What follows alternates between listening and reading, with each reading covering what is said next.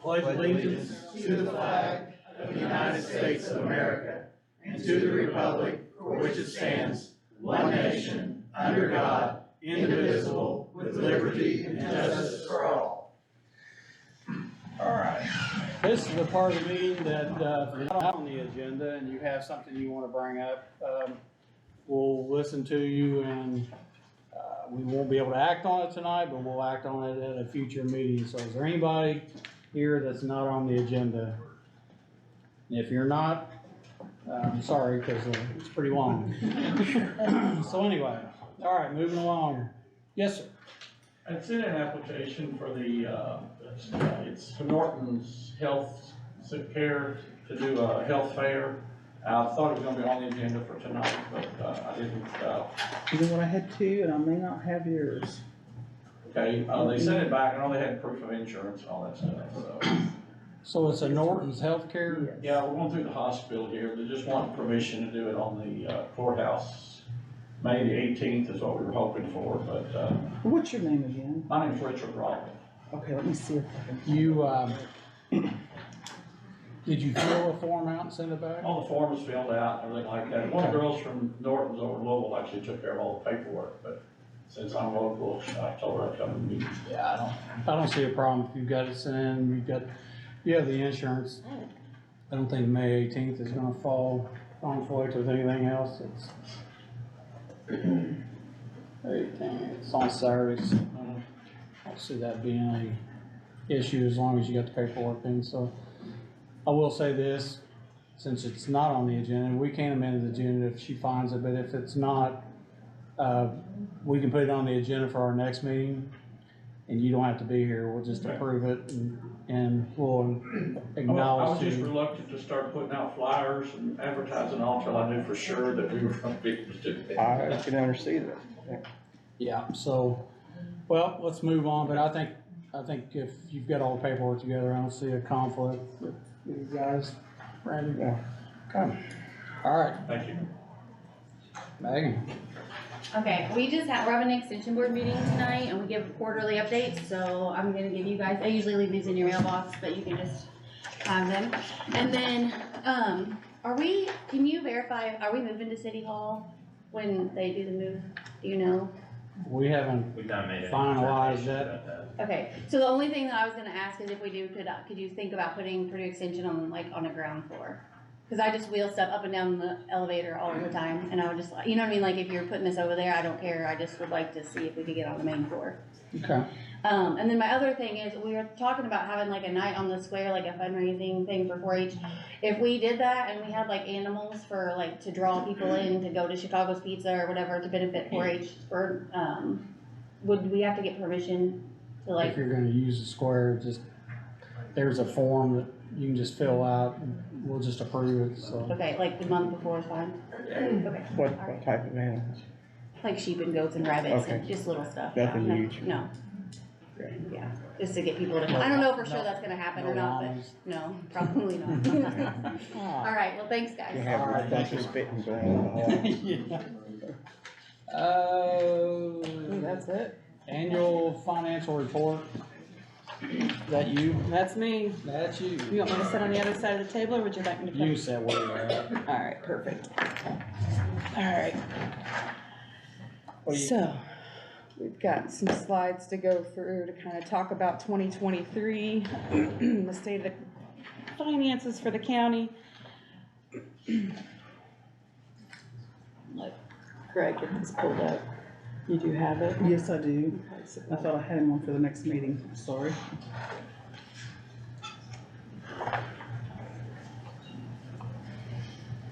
So,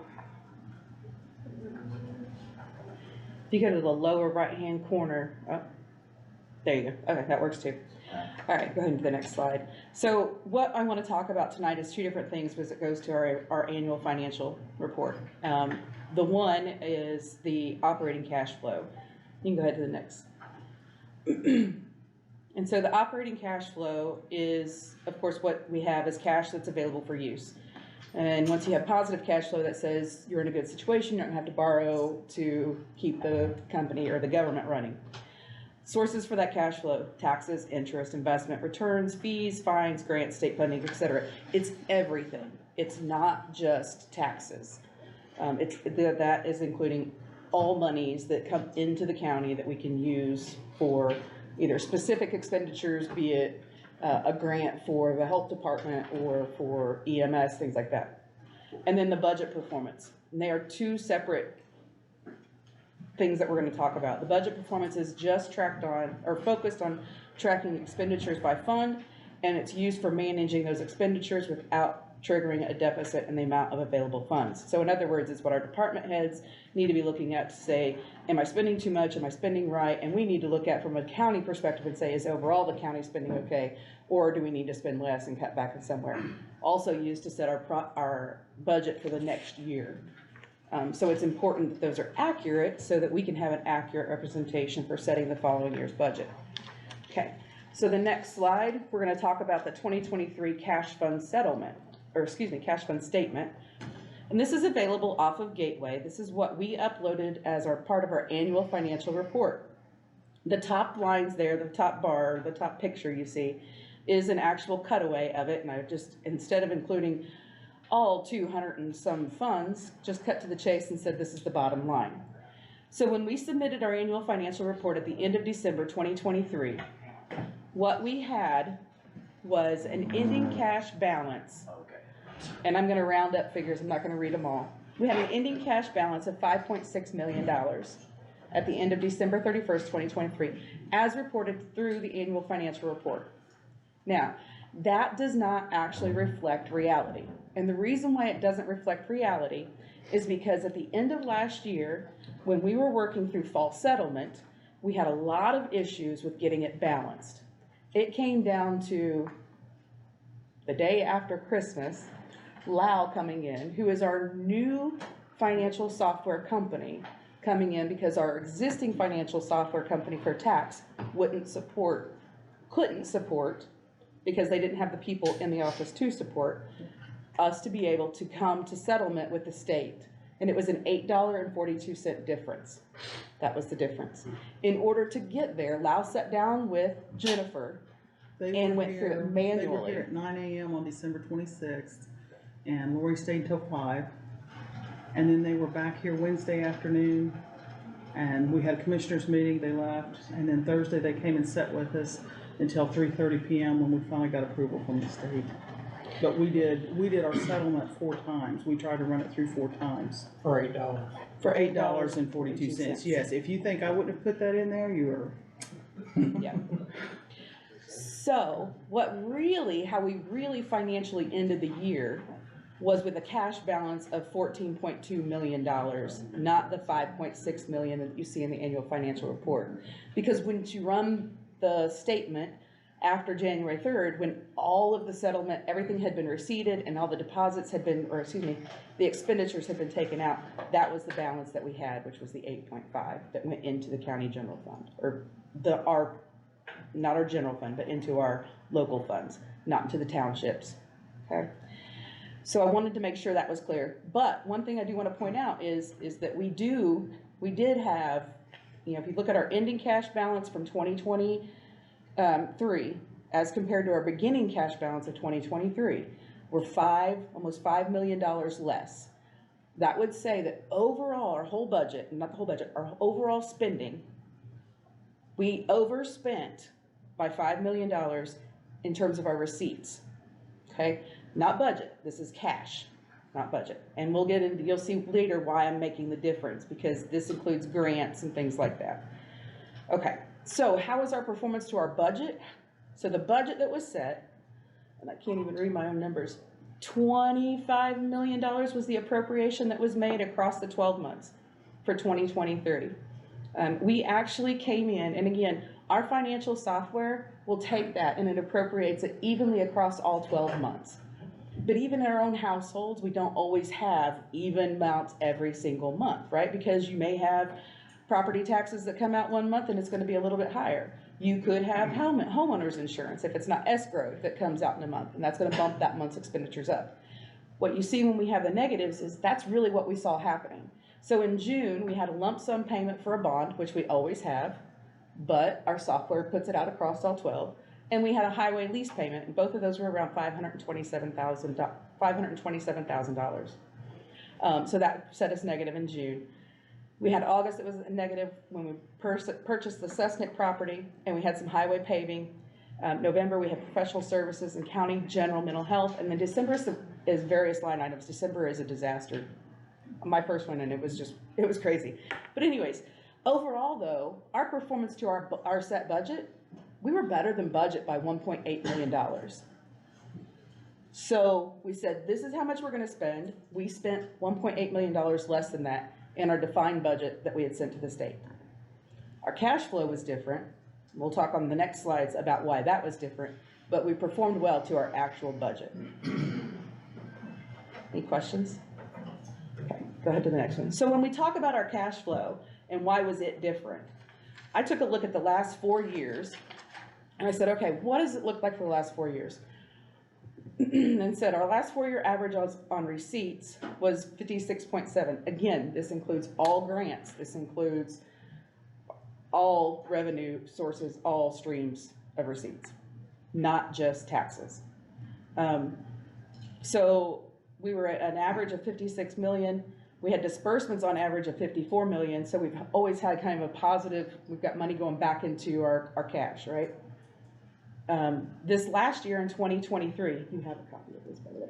This last year in 2023, we had receipts of 51.5, or approximately 52 million, and then disbursements of 56 million, which would say we exceeded the previous 4-year average by about $5 million less in receipts and $2 million more in expenditures. And then the previous year, it was $3.8 million in receipts less and almost $5 million higher in disbursements. Now, I go into the next slides and I explain why that was and what we saw and where it's coming from. So from a receipt perspective, County General had $1.5 million less in receipts. So that says our taxes that we brought in that general fund, which is purely taxes, was $1.5 million less in 2023 than it was in 2022. Note on that is we just had a change this year where the homestead is applied to everybody. No, the mortgage. That'll be on 24, yeah. The mortgage exemption went away for 2024. That's $3,000 for anyone who had a mortgage. But they increased the homestead exemption to $48,000, which is a $3,000 increase. So basically, if you had a mortgage, you lost your mortgage exemption, but everybody basically got a mortgage exemption in the increase in the homestead exemption. So I think we're gonna hit it again. And the loss there, because the net assessed values went up so much, they had max levies and caps, and that's what's hurt us there. And that will be in effect from 23 through 26.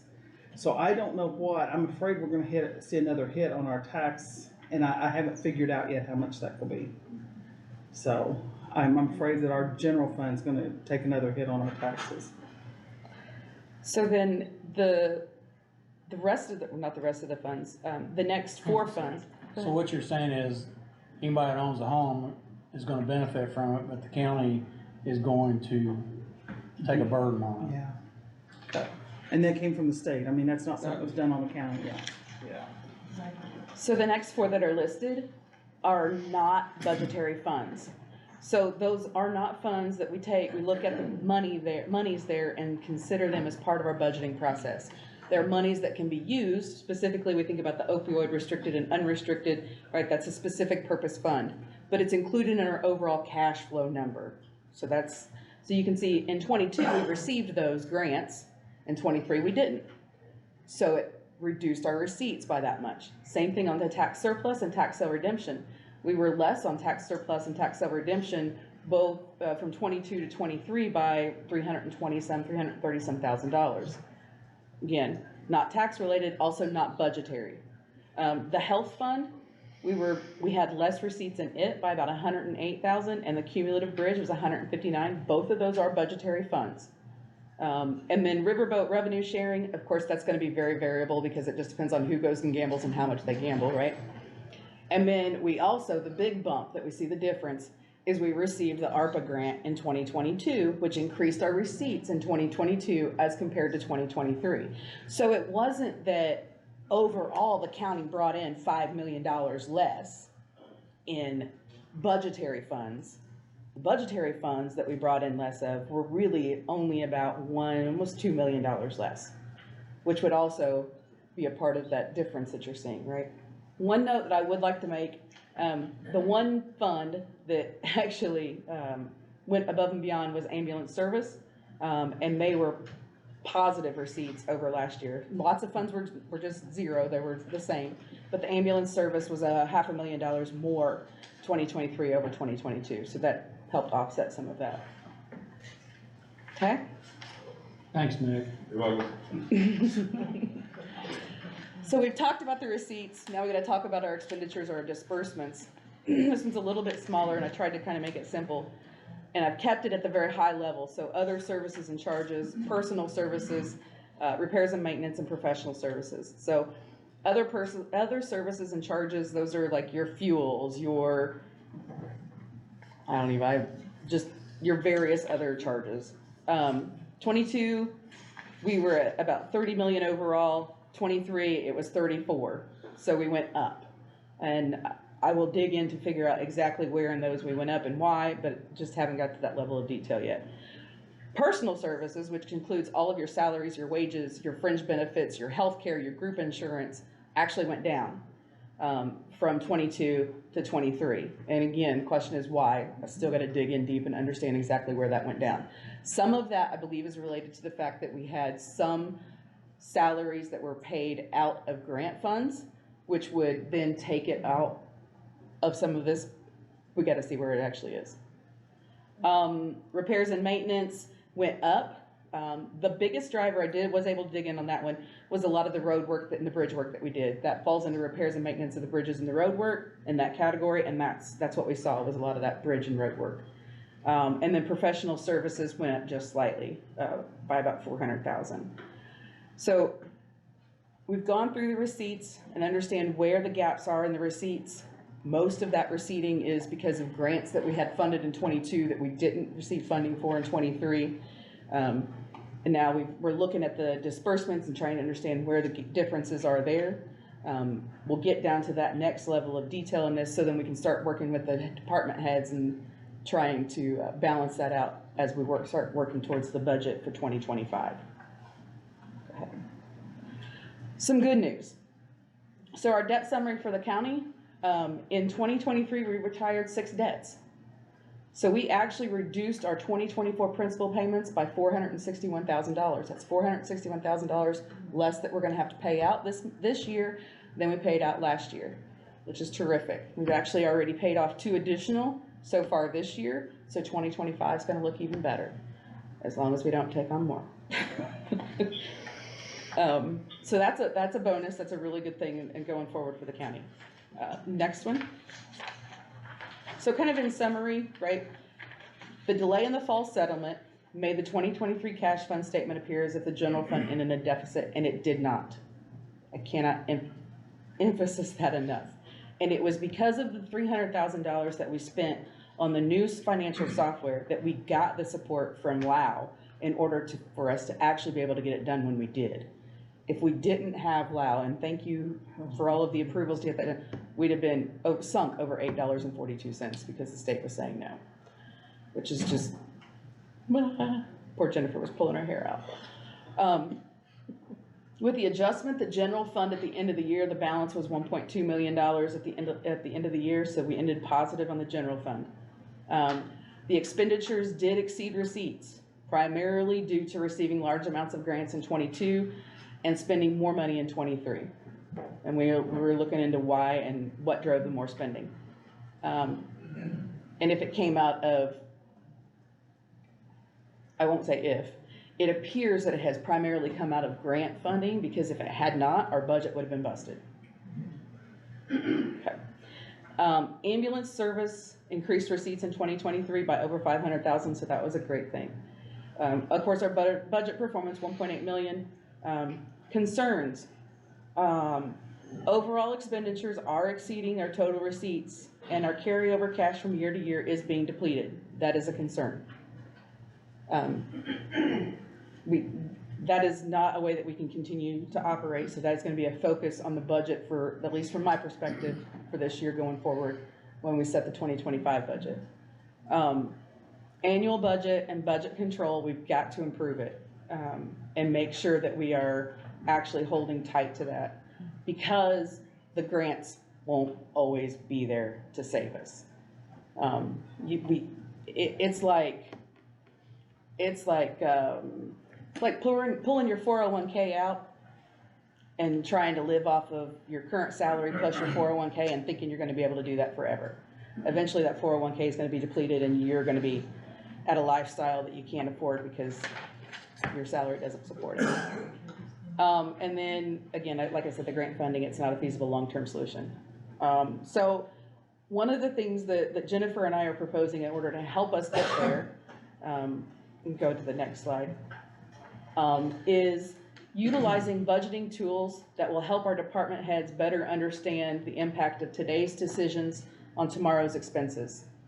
So if I purchase 3 new vehicles today, I can pay for them all, I'm budgeted, but what does that do to my budget in 25? What's it do to my budget in 26, 27? Because your expenses don't stop, right? You have maintenance, you have additional fuel, you have additional insurance, all of those things. Same thing for buildings, all of those things, and any kind of equipment. How does that affect us and what does it look like? Tools to help us reduce errors during budgeting process to eliminate the need to request additional appropriations. Sorry, that's a little near and dear to my own heart. So that we can provide the right data to the council and to the commissioners in order for them to make the appropriate decisions to say, is this okay for us to appropriate more, or are we really not going to be able to afford this because of a longer term impact?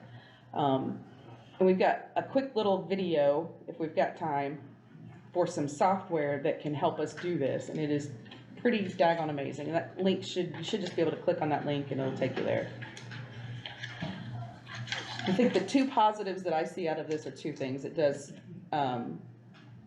long-term budgeting, so you look at a 5-year effect of your budget today and how it affects the next 5 years, so that you can not just plan for today, but you can plan for tomorrow. But then it also, is it not wanting to work? It's not, it's pulling Okay. up on my computer, I didn't know it's not. We'll send it to Commissioner and to the councils for you guys to see. I think I've already sent it to you guys, but I haven't to the council yet.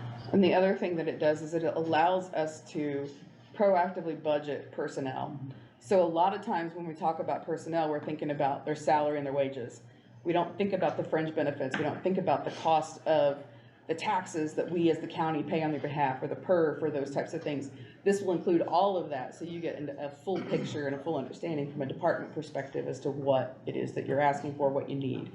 So then it's the appropriate amount that you're asking for from an appropriation standpoint, and not a lesser number. It's okay.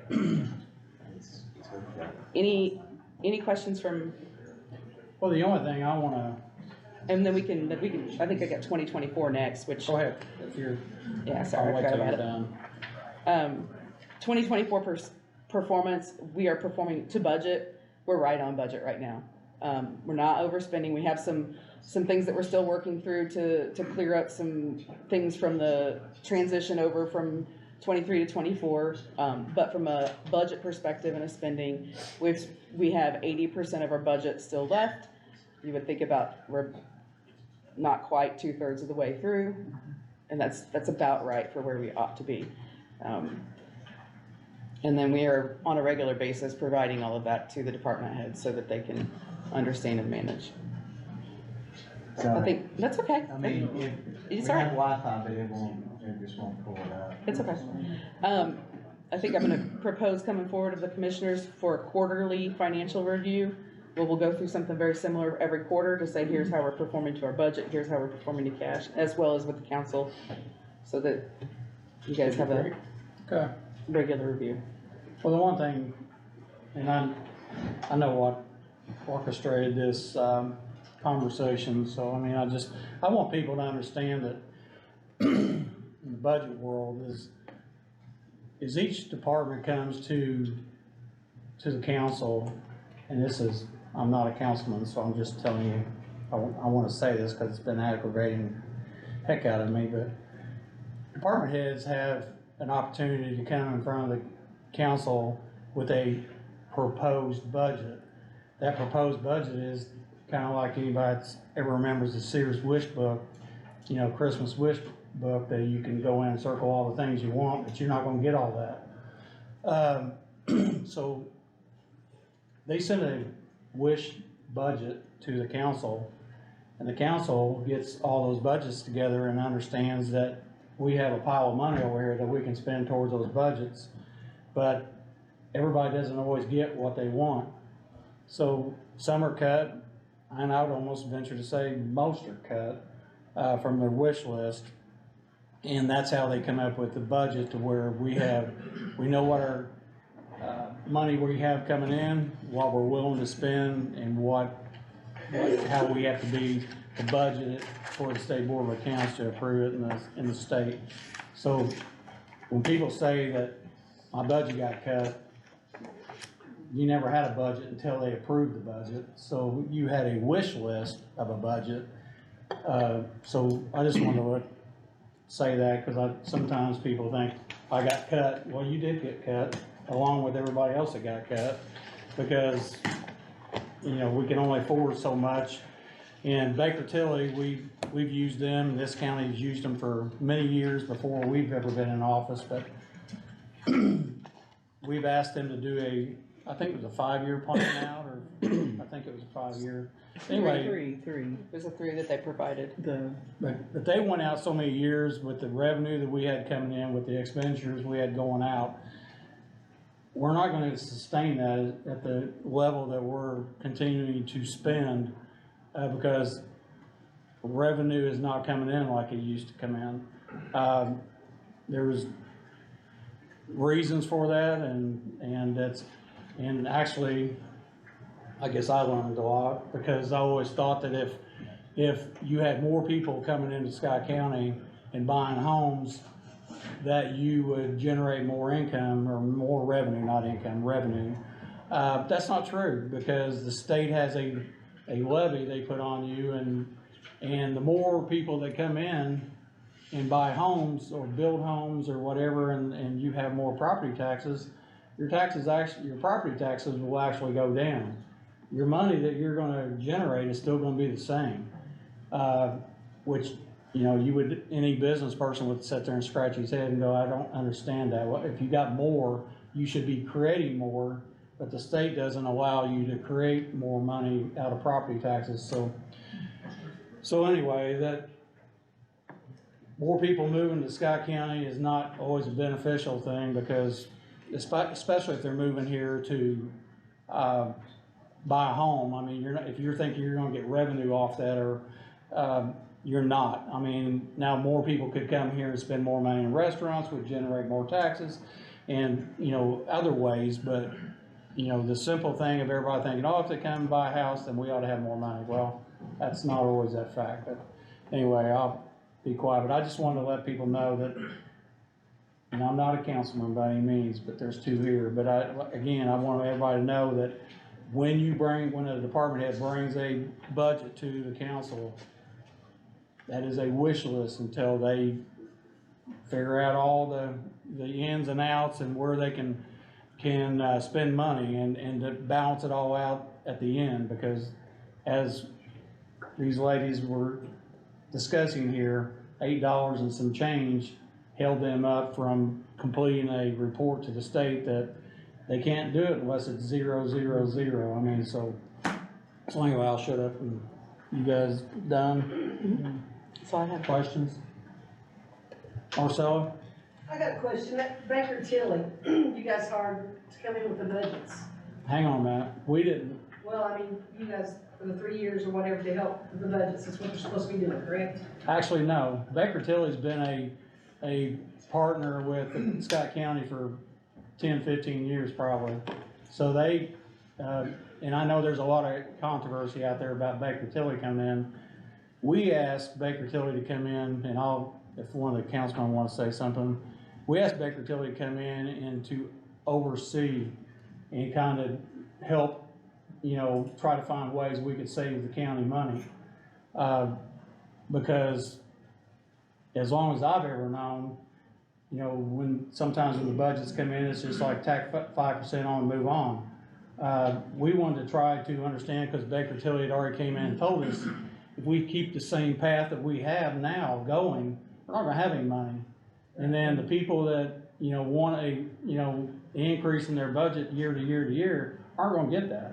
So the services, you know, are gonna have to change, whether we don't provide more services, we cut employees, or we cut services to stay within our budget means, then, you know, that's what we have to do. But we asked them, because Baker Tilly just doesn't work for Scott County. They work for probably 88 out of the 92 counties in the state of Indiana. So they're not involved in, as far as dealing with any of the budgets? No, Okay. they're Just more or less on they're an what the advisor. county- The money on the county. They're an advisor.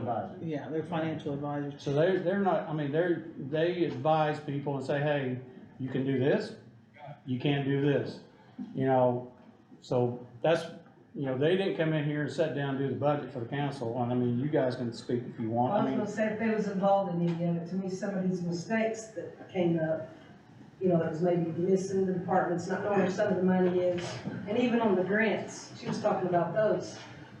We make sure we get the money now versus what we did before, we lost all that money to Stryker at 600 and some thousand, ended up being 400 and some thousand, after it was all said and done. Well, that's, So now when we do the that's budgets, that's not correct. So we didn't lose money there. I mean, and it wasn't like money was gone and then found. no, I mean, you guys spent it for the equipment through, the EMS. Yeah. The other director did that, correct. And then you guys sent part of it back, and you ended up having to pay Stryker back 400 some thousand. For equipment that was Three, purchased. yes. Yes. So I'm saying now, on those, we do get a grant, we're more careful, making sure we do get them before we start the spending. Yes, in I that apologize. department. Okay, just wanna make sure on that, because that was a lot of money.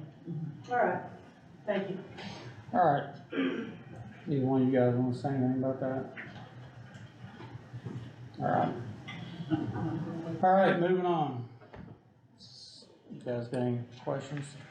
Ms. Stady, say No, I anything? just, yeah, I gotta say, I want to tell you, I really appreciate you guys doing this and making it. And I don't know if Missy's in the room, but she worked very hard too. This was, I mean, we knew this parcel was imbalanced, but they had let all their engineers go and they could not help us till after the first of the year. So that's when we called because we didn't know what else to do. And that's when Lyle came in and we manually did everything, So so, I really appreciate you guys making it public thank and you. keeping it all out there open. Yeah. for Well, everybody to actually, see. I will say again, the reason we went with Lao is that the current, at the time, the current software company we had was, I won't say they were going out of business, but they were cutting their resources there, and they used to be one of the biggest county providers, and they became obsolete and weren't updating their systems and stuff. That's why we went to a different software, because we were either going to be left out with nothing, or we were going with a company that all the other counties were going with as well. And again, through the treasurer's office, through the auditor's office, they realized that there could be some savings that we can find, there could be some money that we can find because of the software that we were getting, that we don't have that capability at the, you know, with the old, so anyway, that's, you know, that wasn't a knee-jerk reaction to go to Lao. That was something we planned for a long time, and we did some research, council did some research, I believe, and we come to the conclusion that we had to do it, or else we'd be in a bigger pickle than we are, so, or were, so. And most municipalities have moved away from the old software. Yes, So, they have. I mean, it was just like, trying to use a dinosaur to try to get your financials down. Well, we had one lady, there was actually just one service rep for the state of Indiana, and she was trying to help us, but it was beyond her grade to be able to do that, so she was as stuck as we were. And I'm not sure this report that you guys just gave tonight would have been possible with Lau, would it? It Well, we would have already taken had a lot Lau on longer. the financial side, yeah, she's tweaking that, so, yeah. We've had Lau on our financial side for, what's that been since 15, maybe 13, 15, I'm thinking, in that area. 13, yes. So they've had that for a long time, and their customer service is phenomenal. So this will get better as we go. It just getting things switched over and getting more help. Okay. All right, moving Thank on to the, Thank you. thank you, Scott County Fair Board, Mr. McNeely.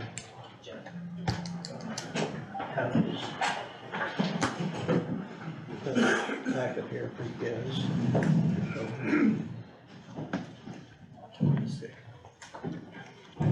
You're a bad company. I know. Well, he's a pretty good sidekick. So, we've got a project here that we'd like to do at the fairgrounds, and, we've been working towards this for a long time, but, we're lacking funding for it. The COVID got us down, you know, in 2020, no fair, 2021, poor attendance, you know, and not just the fair, but a lot of other things, but, we'd like to do this project and build a new, horse arena and everything, so we could try to have rodeos and horse shows and things. We have a lot of interest, people's always, I had a contact just yesterday about, the, High School Rodeo Association, be interested in coming, putting on a rodeo in September, and be a good way for us to make some money and things, but, every time they do, you know, they're interested, and then they come and look, and they don't like the board fence, you know, that's all been there since the 70s, and, so. And that's a safety thing. Yes, so we just lose out, it's not tall enough, it's wood, they can't run cattle in them, you know, and everything.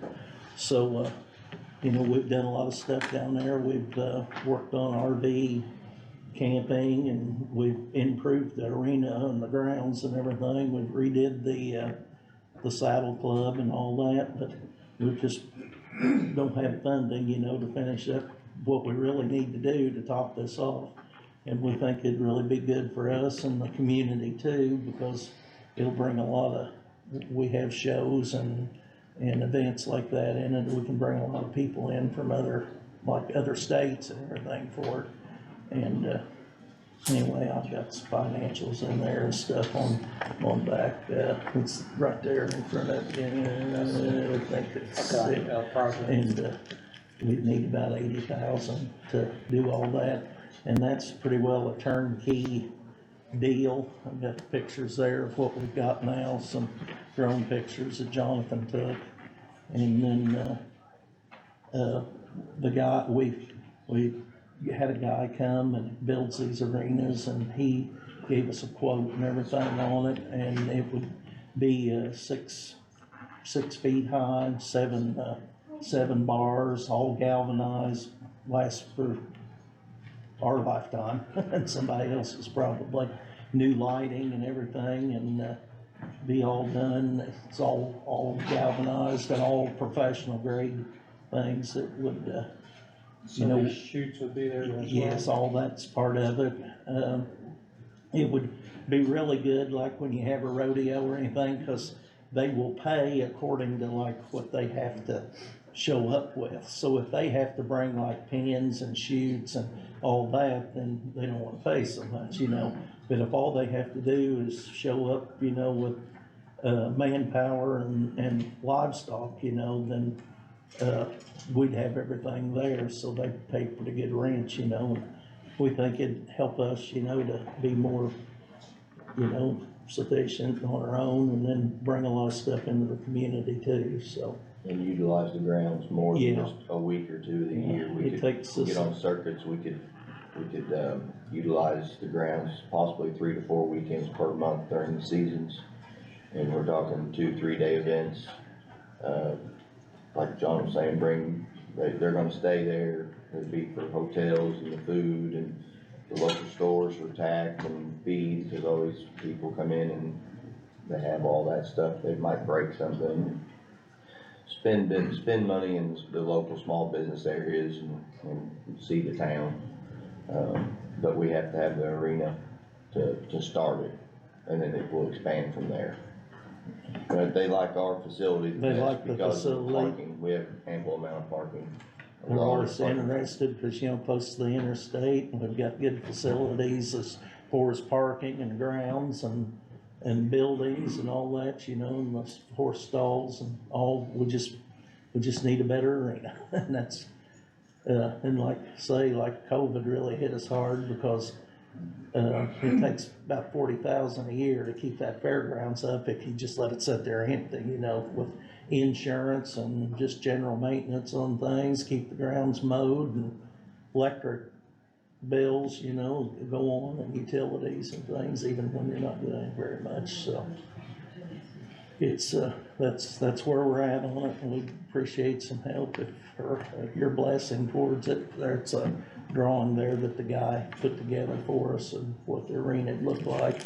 That towards you, Mike's like all the pins and everything, and a runway here on the side, and then there's like, this So is sheet. outside the galvanized would be these pins, Yeah, and that's all galvanized too.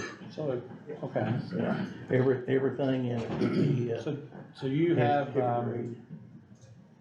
do you have an estimate of how many people would attend or would, you know, attend these programs? It What would you depends think on, about some of it them? depends on the size. I think some of the team roping events that we could put on there, they said it was anywhere between 25 concessions to 100.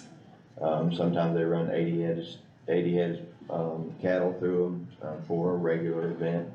And we could hold that with the arena that we have proposed in front of you. So, But it depends on the ranch show too, like if you get into Western Pleasure or ranch shows or just junior rodeo associations or high school rodeo, it's different levels, but anywhere between 25 and 100 contestants. So, and then all their families and all the stuff that goes with them would come into the community as well, so. here a few years back, we had a guy do a team roping event there, and it ended up, you know, it was a lot of trouble for him, but he had to bring in corral panels, and he lined all the wood with it, and then had to set up everything, and sort of, you know, it was a lot for him, so we didn't make much on it, but it was something to try. And, I forget, he had, what did he say, He ran 60 head of cattle that weekend and had several, contestants. like 50 teams. And it was a 2-day event. 2-day Now event. rodeos, I mean, are you talking about, like you'd see at the National Rodeo in Louisville? They or- said that fence would be, it would be, Yeah, you said could it's- run bulls, you could do bucking Yeah. bulls, you could do any kind with that fence, cause it's gonna be, 2-inch galvanized, 6-foot The tall. only equipment there that would be lacking for like professional grade rodeo would be like bucking chutes. And they said they will only use their own that they bring because they like, safety, they need to They know know how that, to operate it. how to operate it, because you don't wanna have somebody, you know, fiddling around with a gate while you're sitting in there on a bull, you know, so. You don't wanna get hung They up. want to, and those would just be set up right across the end, bring them to the bucking chutes and stuff. And then too, you know, it's something that helps 4-H too, you know, and all, and to be able to help 4-H, we've gotta make money, you know, and stuff, so. You know, if we can make money with it and then let 4-H use it, you know, then it's. Well, I know the visitor board had talked about in the past about trying to help, you know, with the rodeos, and I think even years ago, there was a study done about horse shows and some other stuff that, I think at the time, but I think COVID kind of sucked that wind out of that sail, but they were talking about bringing some high-dollar horse shows, quarter horse shows and stuff like that, so. Well, the high school rodeo guy, they had been at Brownstown and ran through there, And in September, but because they've had a scheduling conflict, they're not gonna be able to use the fairgrounds over there. And so they're really looking for a place close around here, you know, and also, and the guy that designed all this and everything, he can, you know, if we have approval and can get the money and stuff for it, he can get this together pretty quick, you know, so we, I mean, it could be even used this year, you know, and stuff, so. And then next year, if we could get on some of the circuits and stuff, we'd be in good shape, you know. There's just a lot of opportunities, sponsorship opportunities for us, and concession sales and RV, and then just for the community, there'll be hotels, restaurants. Yeah. A lot of gas-hungry pickup trucks pulling trailers. Yeah. So. You guys you got a question, Brandon, Comments? No, I mean, it's a great idea, and you guys got a good plan here.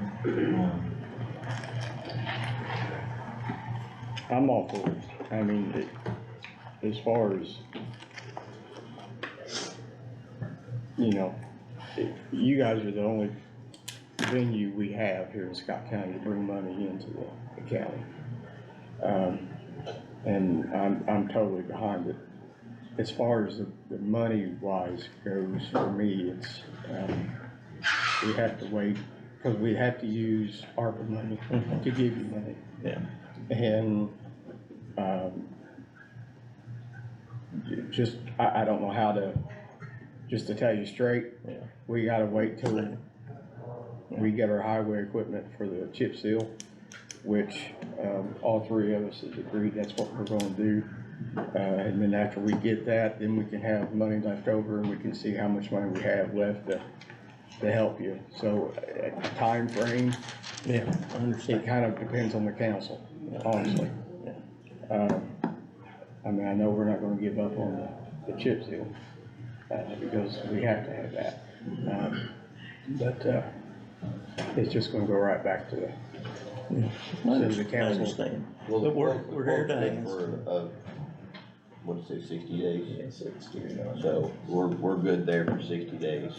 It's in the price wouldn't change, he said, but it does, he said it will fluctuate. You know, with with steel metal, price, with steel price. pricing, you know. well, so, and the equipment, we're anyway. waiting on what does the same Yeah, thing. and everything's Yeah, at everything's that gonna keep going way up in anymore, time. so. It's a very volatile market. Cause we told him, like, we're messing with the government, it might take 3 or 4 months or whatever, and this, that, and the other, so. He said that if 60 days, he could hold that price, it still doesn't go crazy. Give us a few weeks, let me reach out and see if we can also get some help about the sponsorship, idea. There may be about a month, 3 or 4 weeks. Give us a few weeks here. Let us try to work some other avenues to try to come up. I think we can possibly maybe. On the, and like what if you've all been to rodeos, you know a lot of times how things are, but like when you have these run back chutes, like if you run cattle out of here, like for roping, you have to have this kind of walled off. So usually this is lined with like banners and sponsorship banners and signs and everything to use that area to wall that off. And like, you know, you'll see everything from Justin boots to Preferred chutes and, you know, Kent feed and Marina and everything else. So, you know, you can get corporate sponsorship a lot of times for, especially when you're having larger events or high school rodeos too, because, those companies, they like to give to like high school rodeos. The guy yesterday talked to me about that, and he said that, they give out about $30,000 a year in, scholarships from their earnings from having those rodeos that they give, you know, to kids that are in rodeo, events and everything. So, you know, it all passes down, you know, through everybody and stuff. Well, John, I'm sorry. Go ahead. Did you all apply for any grants through visitors? Yes, I know so I've seen not for, everything. not for this, Yeah. but every year, like we apply, and the Visitors Commission has been generous to us. And most of the time, they've been generous to us, and so I was at the last meeting and, applied for the grant too there. And, then that'll, of course, they won't vote on it till this month, you know, they always take it in and then vote on it the next month. So hopefully that'll go on through. I know they've got some issues over there with losing their director, so. Yeah. Well, I think you have the support of this board.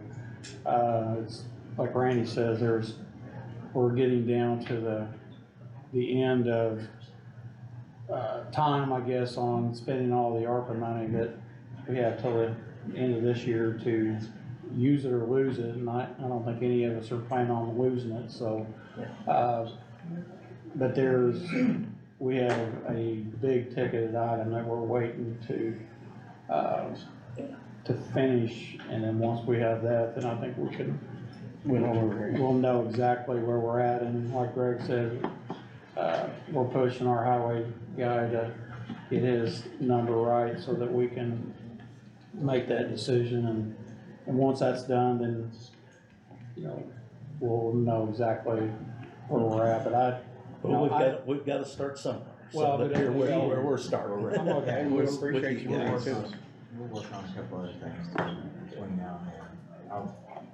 But I think, Okay.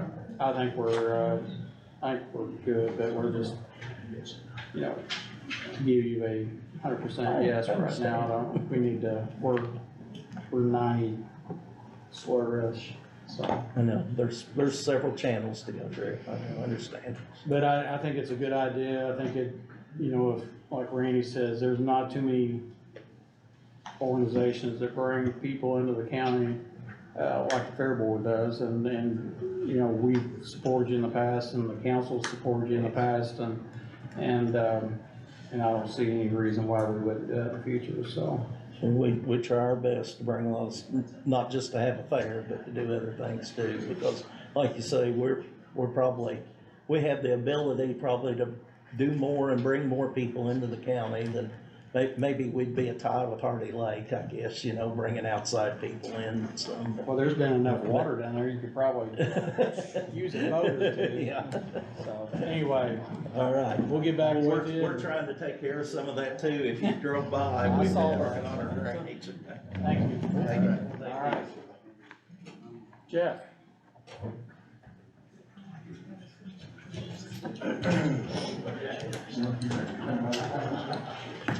How you doing tonight, sir? I'm good, how are you? Good. Good. We'll see. I came to talk to you to see if we could get some help with a building repair project.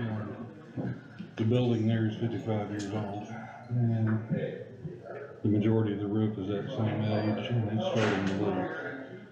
And we've got puddles of water in the building. Since COVID hit, prior to that, we worked off the same budget for 13 years straight, never with an increase. COVID came along. Scott was very receptive to helping us with the day-to-day running budget. We've taken care of that. We've got money to operate the station. But, gears up 15%, fuel costs are up 54%, utilities are up 13%, which I was shocked. I thought that would be more than that.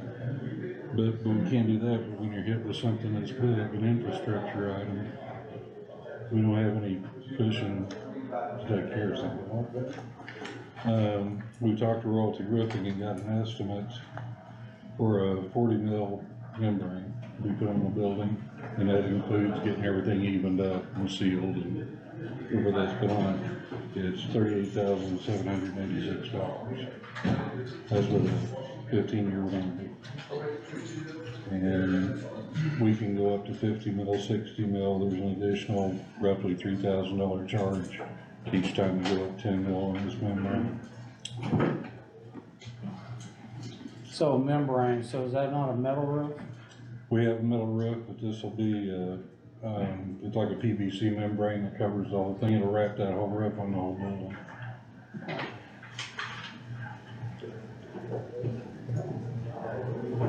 About think what we got going on, I think the fasteners up there probably at 55 years, they've run their course. And, we got some spots in the station where our main electric box is at the back of the station, that's where one of the leaks are. And fortunately, it stayed out of the electrical box so far, but I dread the day I walk in there and find out it didn't. Yeah. And what was the, final cost on the? $38,796, and that's if we pay it, you know, in one payment. They've also got a payment term for 30 days. And, but that runs us another $1,200, so it would be better to just get it done. I can tell you, I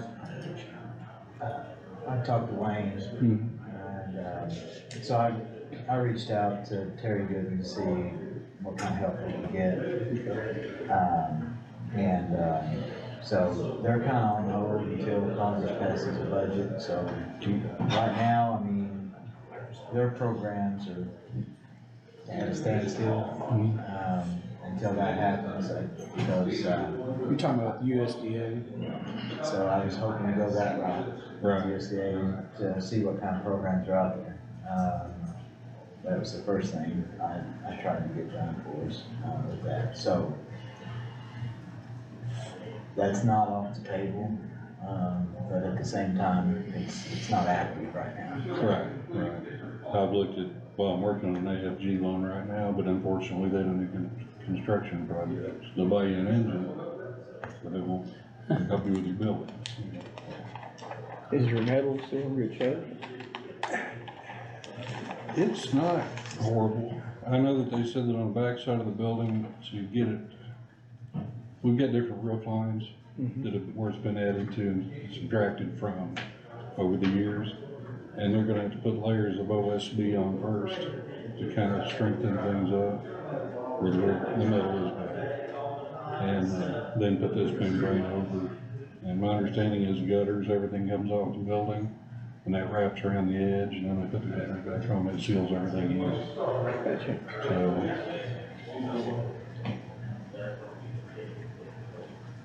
Well, I'm gonna say the same thing, I guess we said with the 4-H until we can exactly see where we're at.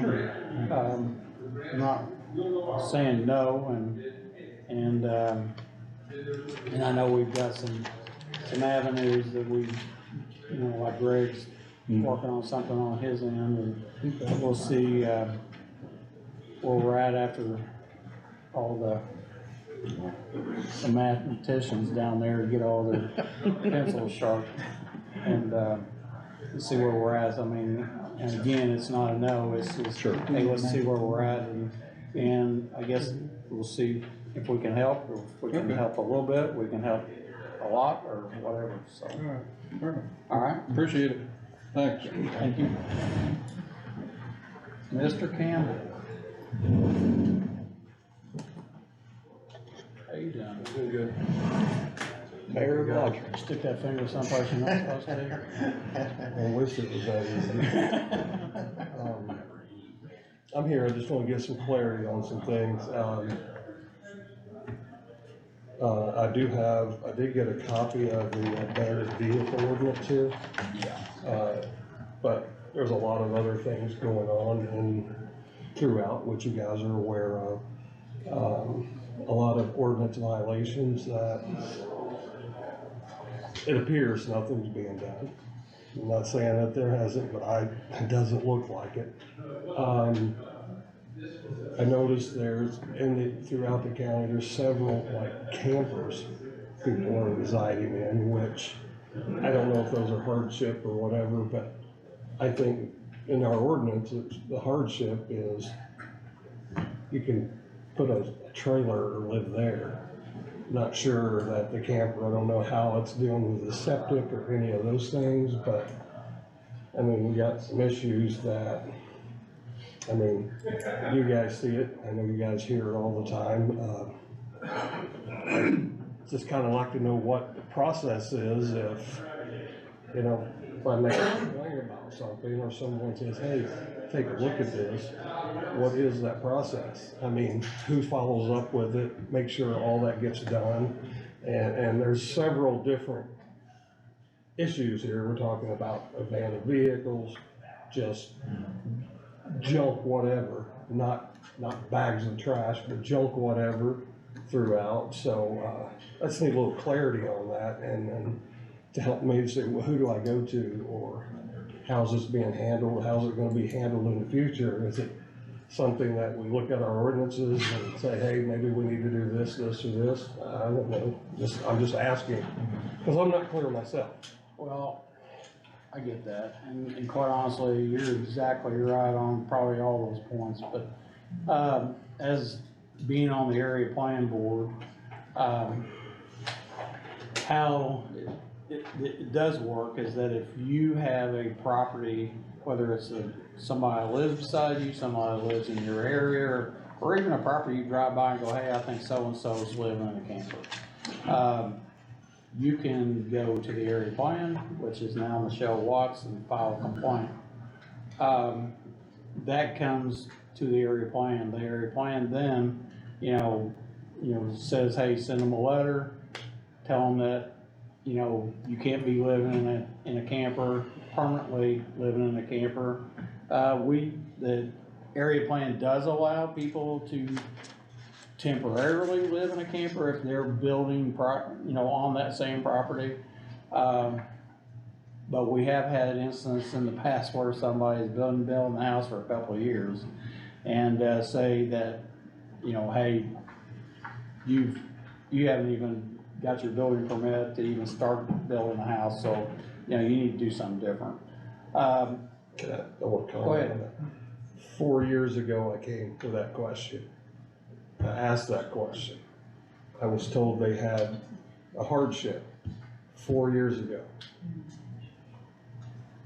I think I brought it to Randy or whatever. It's 4 years ago, it's still going on. Just one that I know, still there. Still there. Probably know the one you're talking about, but, I get that. But the follow-up was what really, I don't know what we're missing, but the follow-up on those things, that it appears that if there's a hardship, is that good for how long? Wow, I get that. You see what I'm saying? How long is that good for? And I'm not here trying to, I just need to know what do I need to do?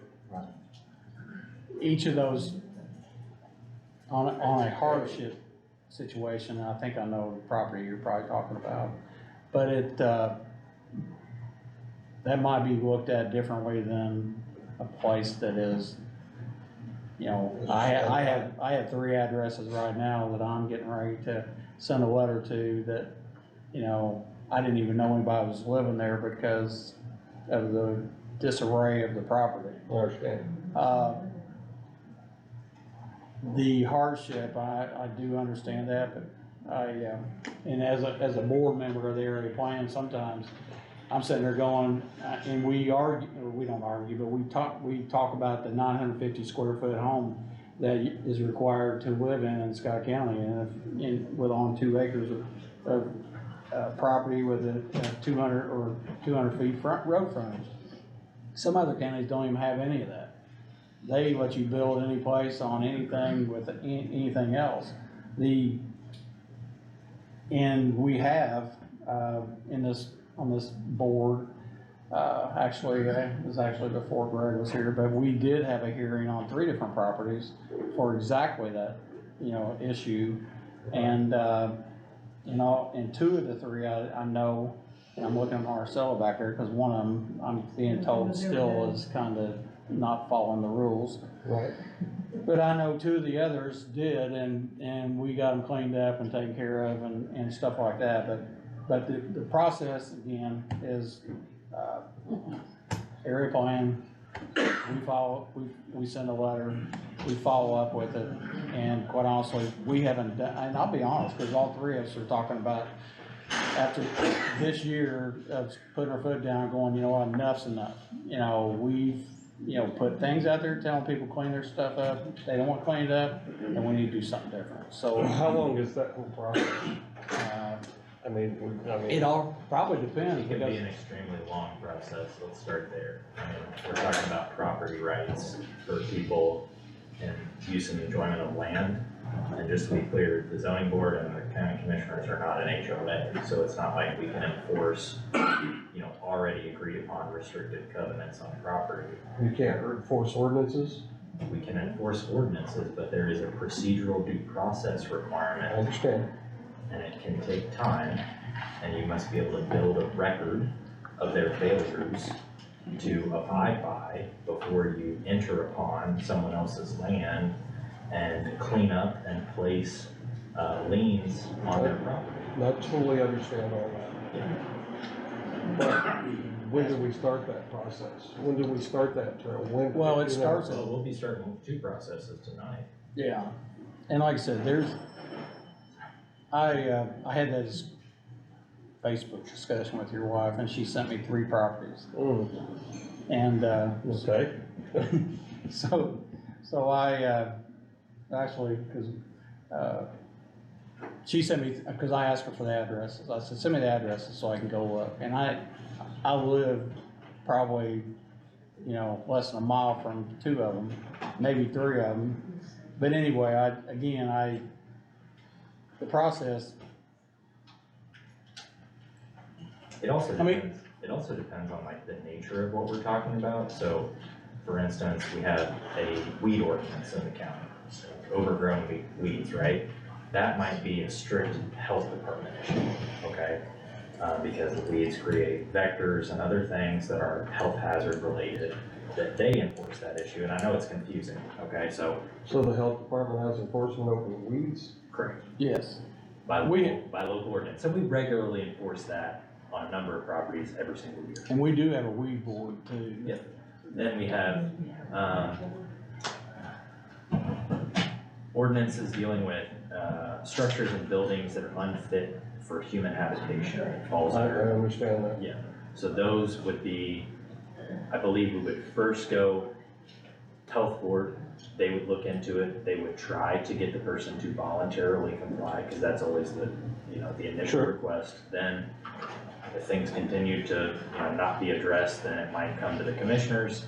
Again, they would have an opportunity to comply with a separate order, and if they did not, then we might move into what's called a hearing phase, where they would get an opportunity to come in here, this board would sit in kind of a quasi judicial role and make a determination that they had failed to abate the issue for a period of time such that it justifies the county stepping in and cleaning it up and applying the costs of that to that property owner's tax roll. So that does take some time. Then there's separate zoning board issues that might be specific to what Mike's talking about, like,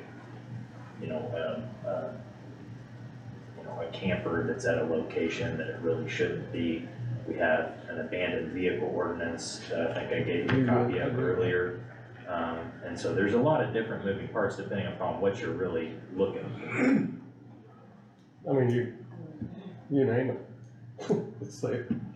Well, and you're exactly right, and I'm gonna take some responsibility as a board member, is that have we drove past those places and turned our heads and said, I feel sorry for them, or I don't, or, and again, 2 places I have addresses on, I didn't even know anybody was living there, I pulled in the drive, and, somebody come out of the house, I was like, unbelievable. I don't wanna be taken wrong here, I understand people have hardships. And, the hardship, they do, so, that's not the bigger deal to me than just going in and finding some junk that someone wanted to get rid of and just throwing it in the front yard. Yeah. That really bothers me. So I can deal with the hardships a lot better than those type things. So, I'm held to a standard with my property, with my taxes and certain things that I have to pay, and I think that those types of things, if we get that up to the code or what our ordinances say, I'm sure that, there'll be some tax money there. I don't know that it would be much, but it could be. Yeah. You know, and if I'm required to build a house there at 950 square feet, I'm sure the tax is gonna be a little bit more for that than it is for this or what's there. That's kinda how I'm looking at, you know, everything, but again, I just asking for, you know, some help. What, you know, I do whatever, you know, I need to do on my part, but. And you do a lot out where you're at, for sure. Yeah. We appreciate that. And you make a good point, Don. I mean, there's hardship, but what's the time limits on hardships? And I mean, that's a good question. I mean, are we working to get better? You know what I mean? If you have Again, hardship, I legitimate don't hardships, know. people do, right? I mean, but you know, what's your goal with the hardship? Is it a year? Is it 2 years? That's what I mean. Yeah. Well, there's a lot of things, again, over the years in this county that people have just overlooked and said, oh, that's the way it is.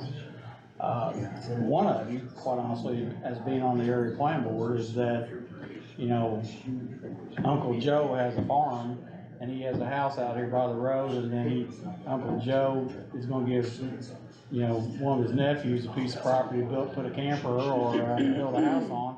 Wait a minute, let's just extend your driveway down, and let him build a house on the same deed of the property, and they're not separating these properties, and I mean, and there's a lot of properties in Scott County is sitting on one deeded piece of property, and it's just keep moving the road back. But the answer to your question here is that we have made a statement that we're going to do something, and I'm gonna tell you that we're gonna do something. All right, I appreciate that. Because the abandoned cars sitting on people's property, and there's more cars in your front yard than there is in the backyard, is too much. I mean, in property value of your home or somebody else's home that sits beside a place like that, and everybody says location, location, location, you can't ever determine somebody's gonna build beside you, but yet it doesn't have to be a junkyard or somebody that's not, the weeds are over your head and anything else. So I'll make a promise to you that we're going to fix it. And it may not be overnight. And I understand that. It may take 3 months to get a person in front of us in a hearing to say, you've done this, we've asked you to stop it, and tell us, here's your options, either do it or we're gonna do it. You know, I think just that initial contact is gonna do something, and if it doesn't, it is, you know, you have those, it is what it is, but. Yeah, and that's what we had later tonight. We've had some, you know, letters that went out for initial contacts that hasn't went so well, and they're kind of two different issues with these properties, but then he gets involved now, and so that's what, you know, we're doing tonight, is acting on some properties, so. Let me send all of them out initially.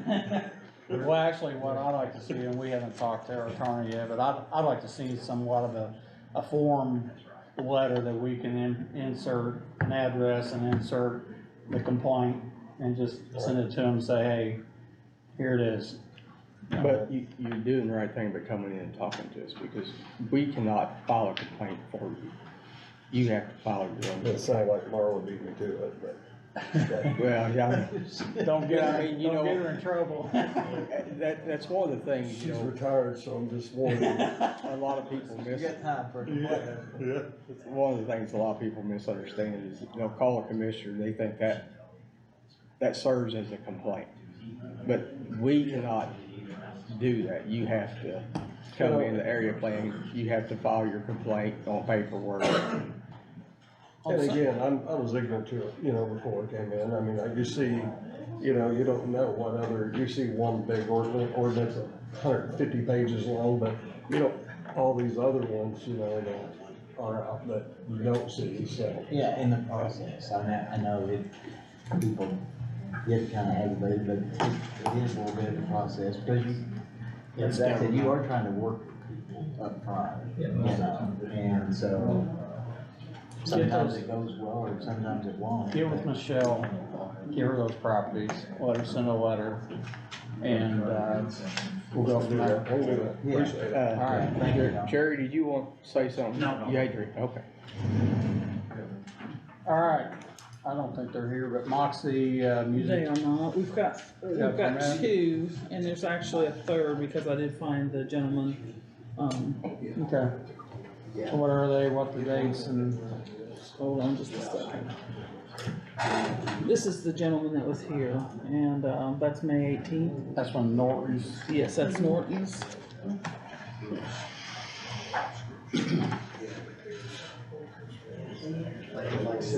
Brittany, are you associated with that? No, this is the first I've heard of it. I would say, should be something that you guys might be interested in. Piggybacking off of. Yeah.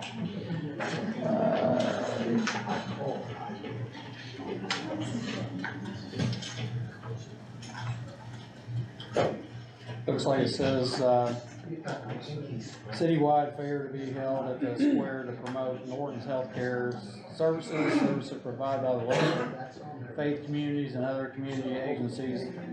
Organizations that participate may set up, without a fee, so.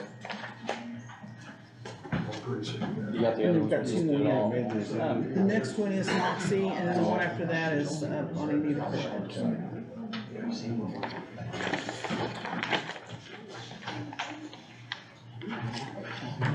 What's Moxie's date?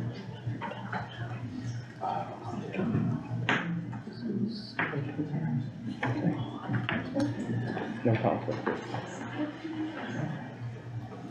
This one's for, Moxie Music Center, Rockin' the Square, cruise ins, dates are the third Fridays of each month, April through October. 4/19, 5/17, 6/21, 7/19, 8/16, 9/20, 10/18, times are 4 PM to 9 PM. Actual event is 6 to 8. Allow live bands to play in the gazebo or on slab, concrete. Allow Scottsburg High School band and choir to play the national anthem. Reserve the inner circle, parking space, roped off cones for cars, shows. Permit an entertainment member vehicle to, approve to sell t-shirts. Looks like some other stuff, but this, I would, I'm not opposed to that, but, you know, they're asking for a lot of dates that might, over the course of the summer, might interfere with something else, just like, you know, when is the Mayberry Days coming? But I mean, I don't have a problem. He's already got his permit, yeah, he's already got his. And the other one's Bonnie Niefler for the Prevent Child Abuse Scott County Council, and that's done every year. That is for, April, for the whole month. And they displayed 250 to 300, children's shoes on the courtyard. They usually put them down the sidewalk or something, but, I don't have a problem with that one either. The only thing I have on that one is, there's a lot of dates there that might, down the road, conflict with something else. But again, that's at night, and I guess we can approve it pending, maybe a conflict with another event, so.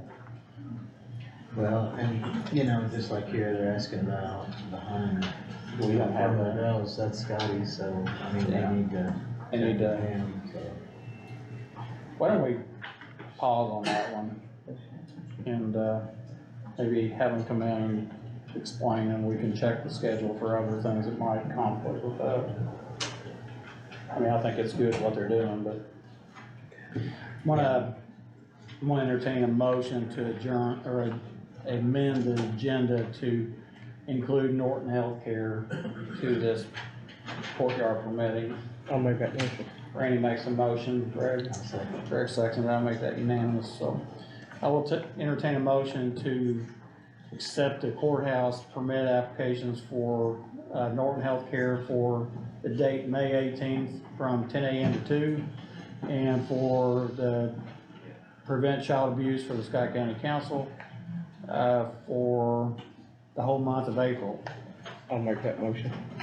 Randy makes that motion, Greg. I'll second. Greg seconds that, and I'll make that unanimous. So we're gonna hold off on the Moxie until we can talk to them a little bit more and verify the dates, so not, so that it does not conflict with something else. Sign out.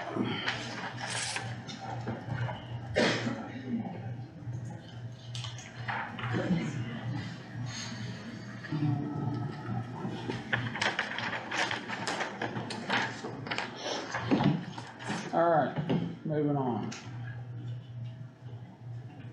Austin Parks. Who's that old man coming up here? I can go for it. It's past your bedtime. I was taking a nap. I bet you were. Hold off. What you got there, Mr. I Buchanan? got a whole packet of paper for each one of you. I don't know if you can read or not, Mike. I can't read. It is. Can't read, no. I did not put pictures in all of it for you. All right, I'm here for the Austin Park Board.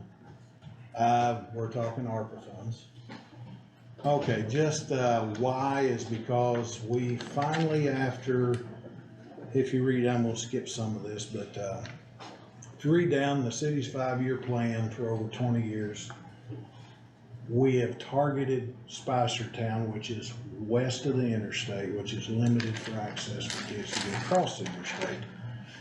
20 years it's been in that plan. We've never had the ability to get any land or any funding or anything to get it.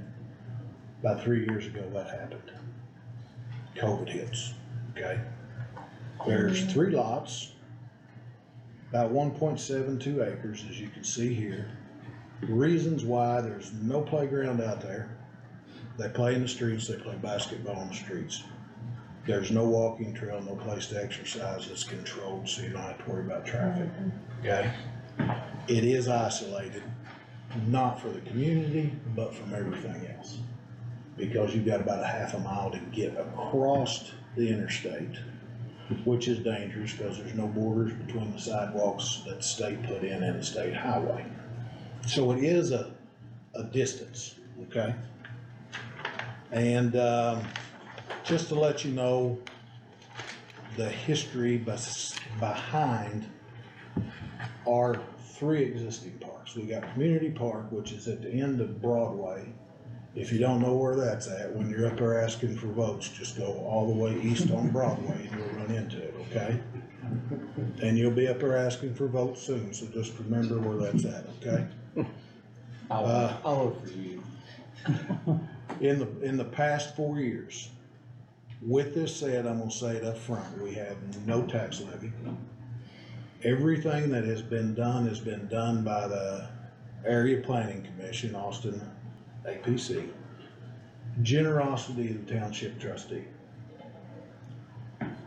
Most everything else, which is little things, have done by individuals who's donated for bench or table, something like that, okay? Just at Broadway, $191,000 the last 4 years. That's the upgrades to the maintenance building, 2 shelter houses, putt-putt golf, the dog park, general repairs, drainage for the creek that runs through the middle of it, handicap swings. Campbell Park, corner of 6th and Cross.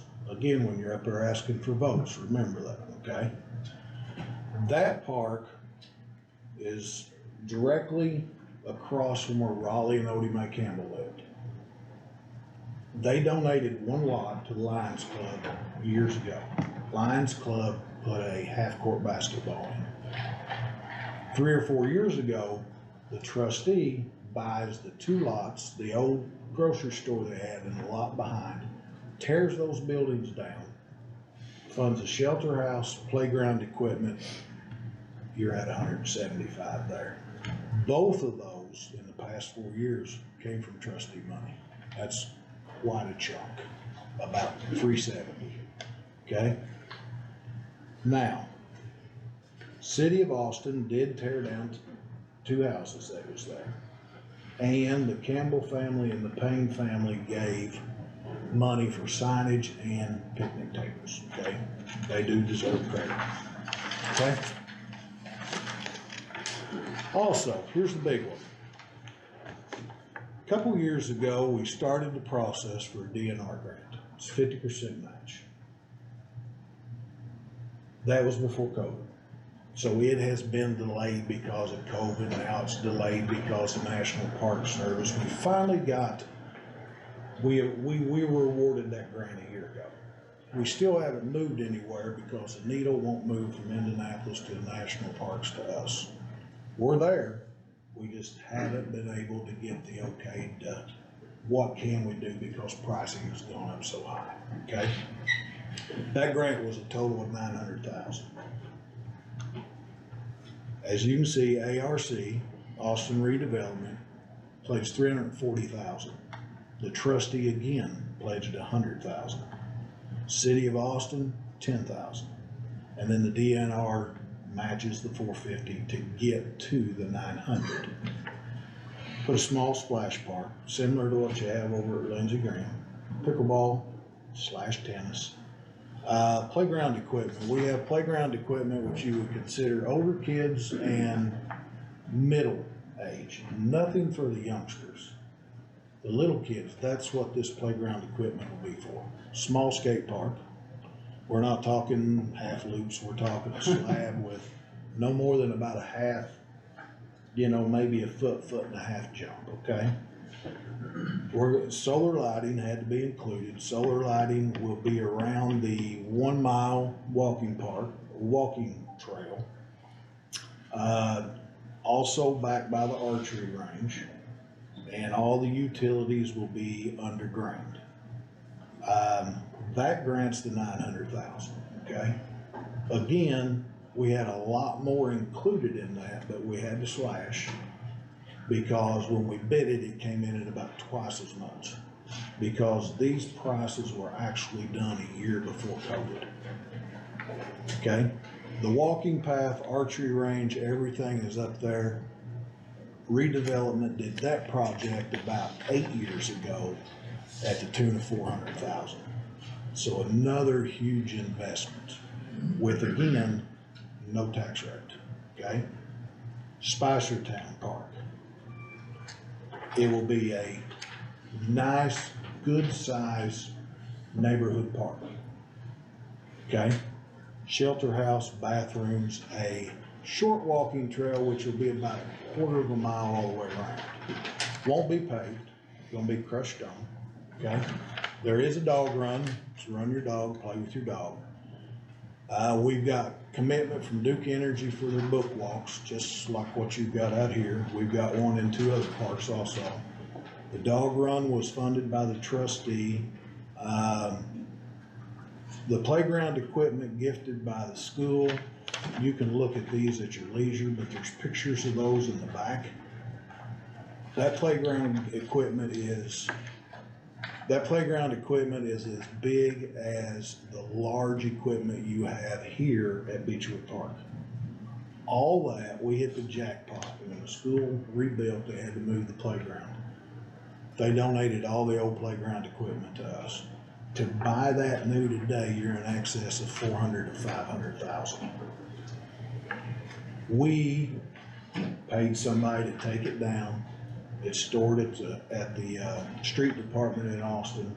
So with the Spicertown Park, it will have to be put back in, and that's where your playground equipment, your swings, your basketball court is the court, but the goals and everything will be funded from there, okay?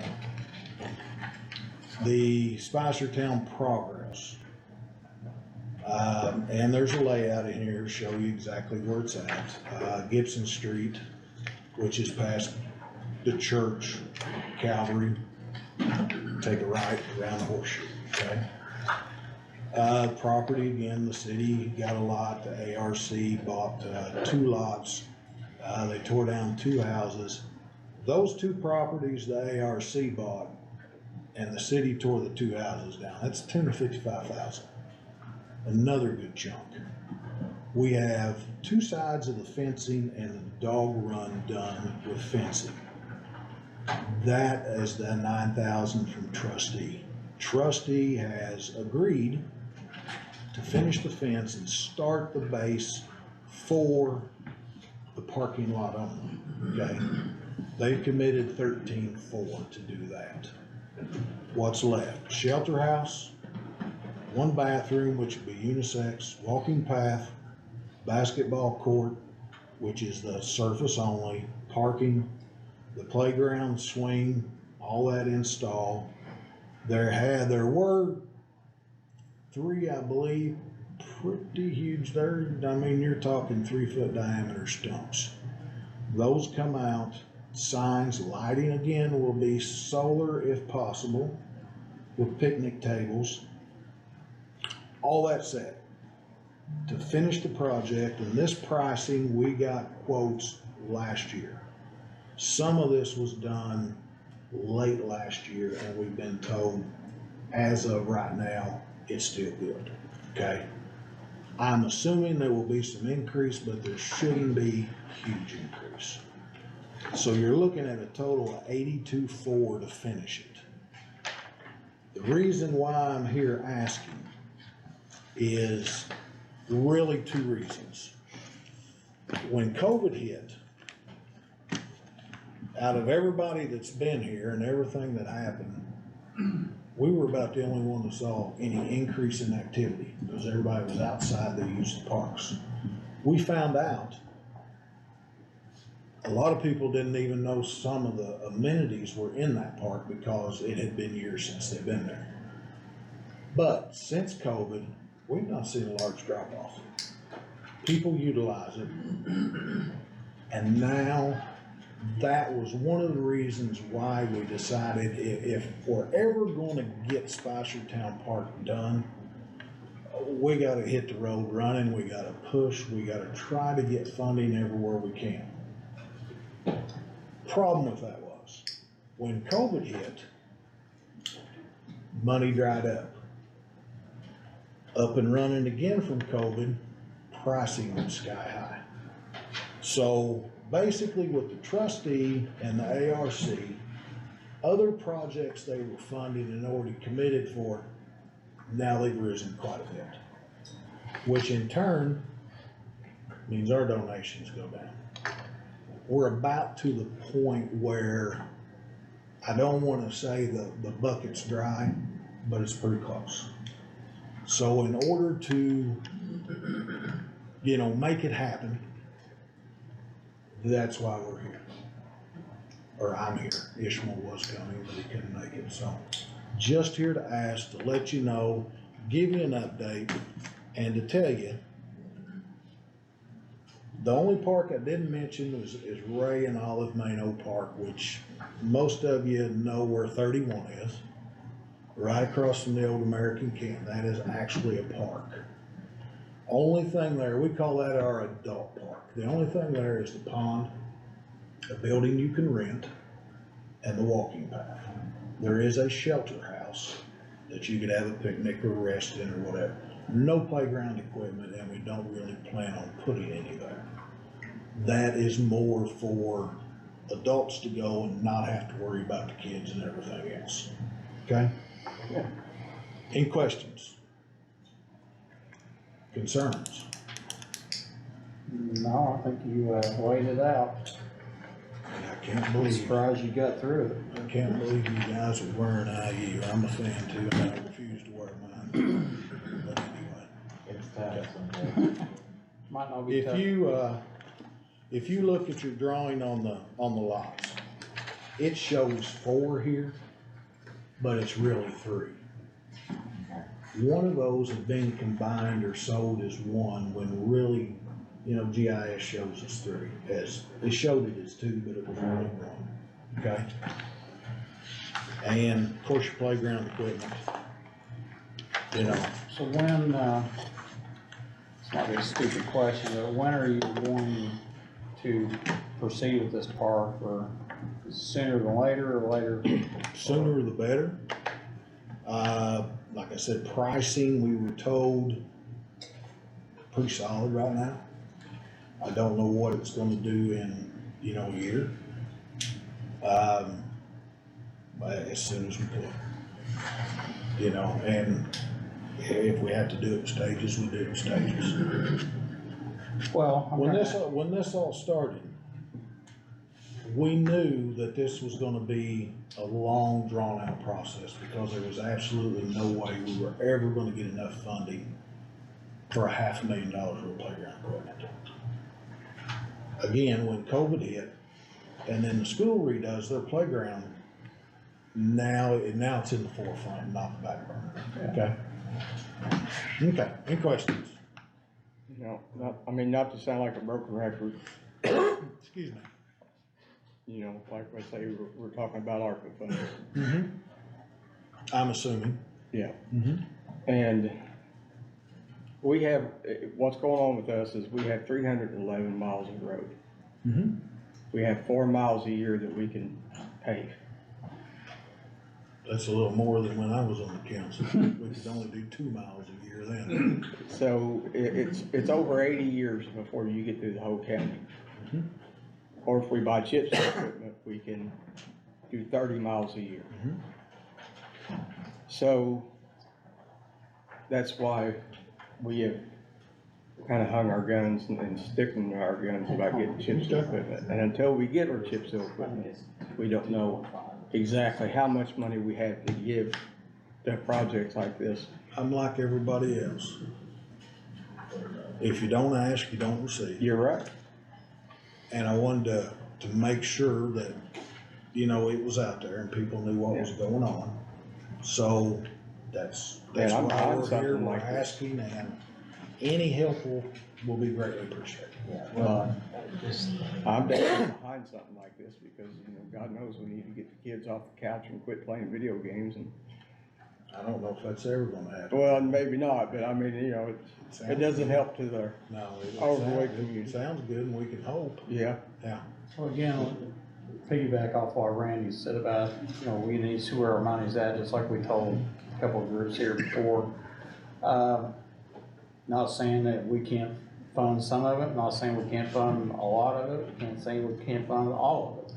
But I guess I'm gonna ask a separate question is, if we could down the road figure out, okay, we have X amount of dollars in cash, or we have, and he's sitting over here, he's gonna fall out of his chair, but if we have some equipment that maybe we could help do something for you, building paths, scraping a helping with the blacktop for the basketball court, or doing anything that could reduce some of this cost that we can incur, with our equipment and manpower.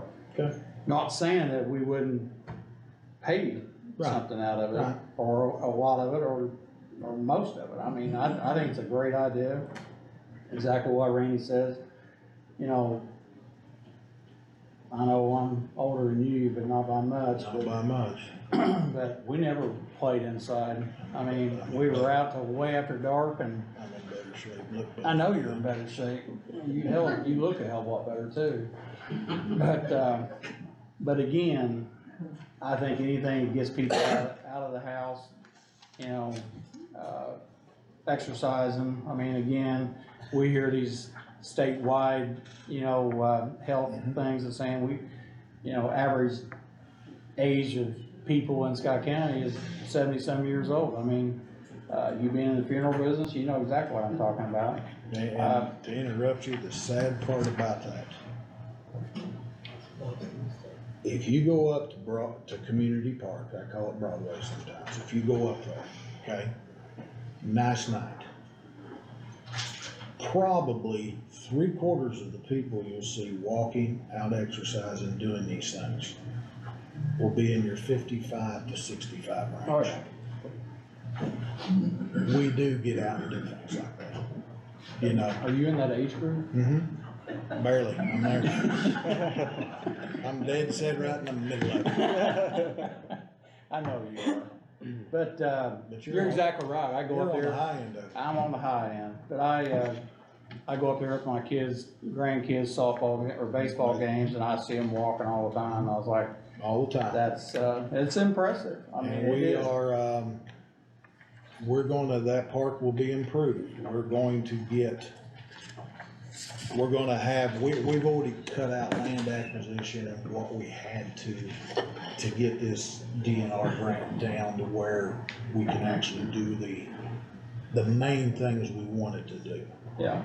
Playground equipment, the pickleball / big for us old guys. Well, I saw, You know, splash park, big for the kids, you know, so those are the main things. that pickleball ought to be outlawed though, because I see too many old guys in cast and It's because, walking around with crutches. yeah, that's because they think they're young and they don't have to stretch before they play, you know? The only time you pull a hamstring playing basketball is when you didn't stretch, right? That's true. Mhm. I'll never stray. Just roll up the firehouse and get it. Put your boxing gloves on. So, but JD and Ishmael come to a redevelopment meeting. I mean, you know, there's support. I mean, you have county support to help. I know it was brought up in our meeting, but we need to look at other funding as well. So I guess it would be, my goal is to see what, we do have some purchases that we have to make here, but, you know, we could look to see how even if redevelopment could, you know, help match something left from our plate, and, you know, just to try to pull it together and make it happen, so. We appreciate it. As we told you in the development, we're for the project, we're committed to help. One of the reasons why we're here, and I say we because of Ishmael. He wants you to get 10, 15 more years. I don't know how many times we've heard over the years that we don't work together. Well, this is one chance to work together. But again, if you don't ask, you know, I'm not That's afraid to exactly come right. and ask. So. You know, so, Yeah. you know, if we can work together, fine, great. It'll benefit everybody. Okay? And I've reached out to Baby Kelly and our friends there to, yeah, make sure we're good, to move forward with some things like that, so. Well, I'm glad you're thinking about other projects within your community. I mean, This should complete what you would consider the park system in Austin. This will put one in the 3 vital areas for kids, and the other one, you know, it's in the middle of town, it's easy to get to, and that's Mayo Park. But the 3 far-reaching areas, this would complete that. Yeah, you guys do a great job, really. I mean, and it's not like there's a ton of you guys up there doing it, right? I mean, No. it's City, and Glenn and. yeah, we've got 5 on the board, and a lot of it's volunteer work. City does help us with mowing, they help us with what maintenance they can do. But, you know, we've got a very small budget that they give us, and be honest with you, we would never be able, there's no way these dollar figures that are in here, pick out the least amount, we still wouldn't have been able to fund that in a year with our budget. yeah. Take out the largest one, and it would have taken us 20 years past Christ to do it. You know, that's a long time. So, anything you can do, we appreciate it. Thank you for your time, guys. All right, thank you.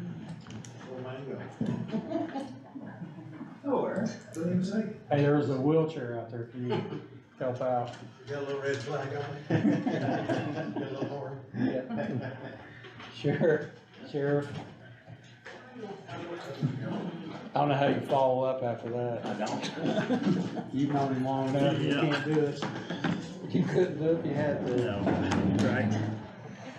We scheduled to come and sign some titles. We purchased 4 cars and purchased that with the commissary money. So we were turned down by the county council on the request for 3 automobiles that you guys had already approved, so we purchased 4 vehicles and just need to sign the titles so we can, everything goes to you guys. And if I may, Yes. Sheriff, I'll go ahead, and this is a window sticker. They're all 4 identical vehicles from Newcastle County, Delaware is where they found them at. This company in Chicago is called CMI Motors.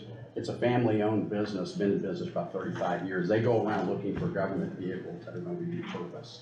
They bring them into their organization, they do all the cleaning, deal inspecting, make sure they're actually good running vehicles, and then they put them out online for people to purchase on or buy on that have to look for different means to get some transportation. So that's how I found them. I just Googled them online. They got great reputation for 35 years, 4.8 stars out of 5. So I thought that was very good, and they've been great to work with.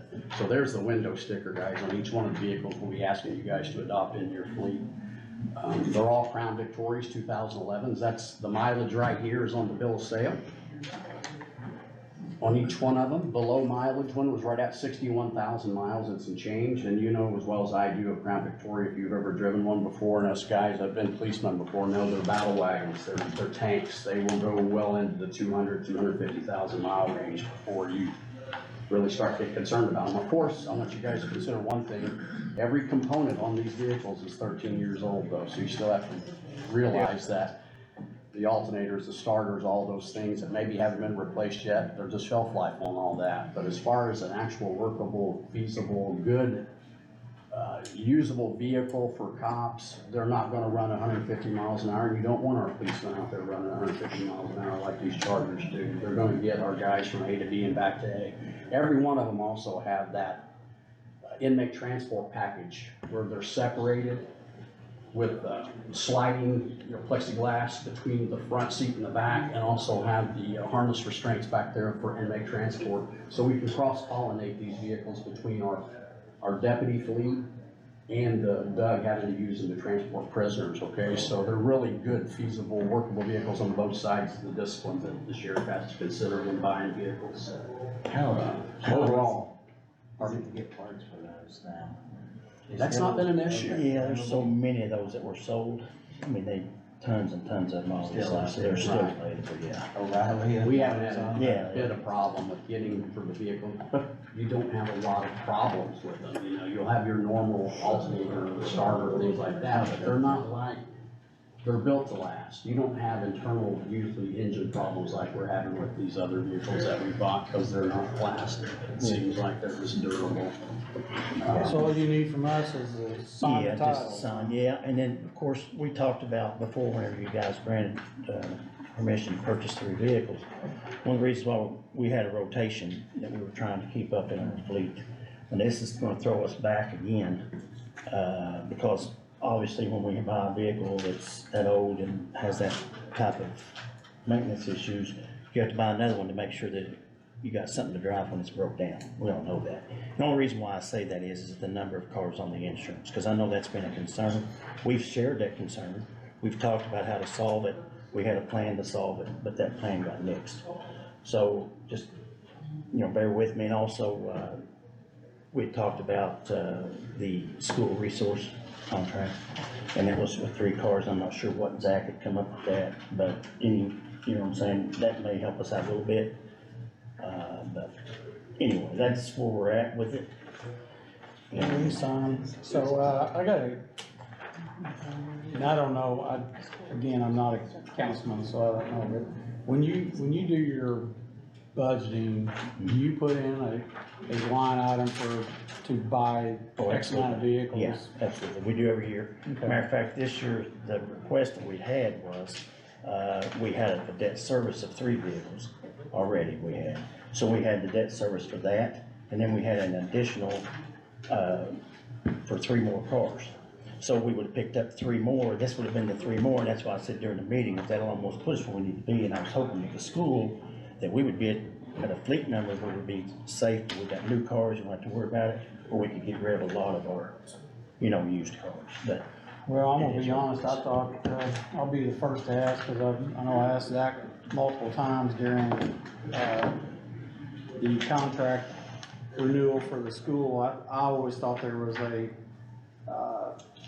piece in the contract that said that every 5 years, the school would help buy a vehicle, but evidently that was niched someplace in the process. I know maybe in the next, little bit, we can maybe renegotiate that a little bit with the school system, but, I always thought it was part of I know initially it was part of the plan, cause I even figured out how much the cars were worth, how much they cost, not worth, how much they cost, and figured in, okay, over 5 years, here's what they pay in.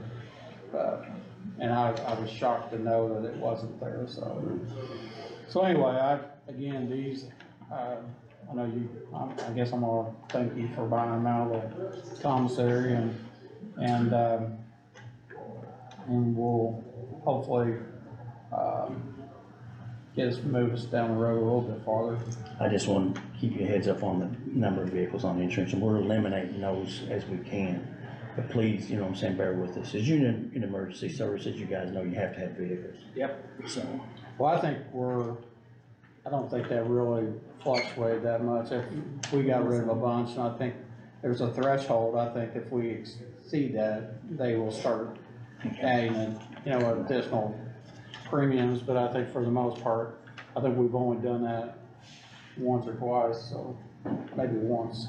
So, on the flip side, I guess on the flip side, the cars that you aren't using, are they being junk? yeah, Scrap? we've sold everything that we can't use through the gov deals where you gave us permission, we've been selling those.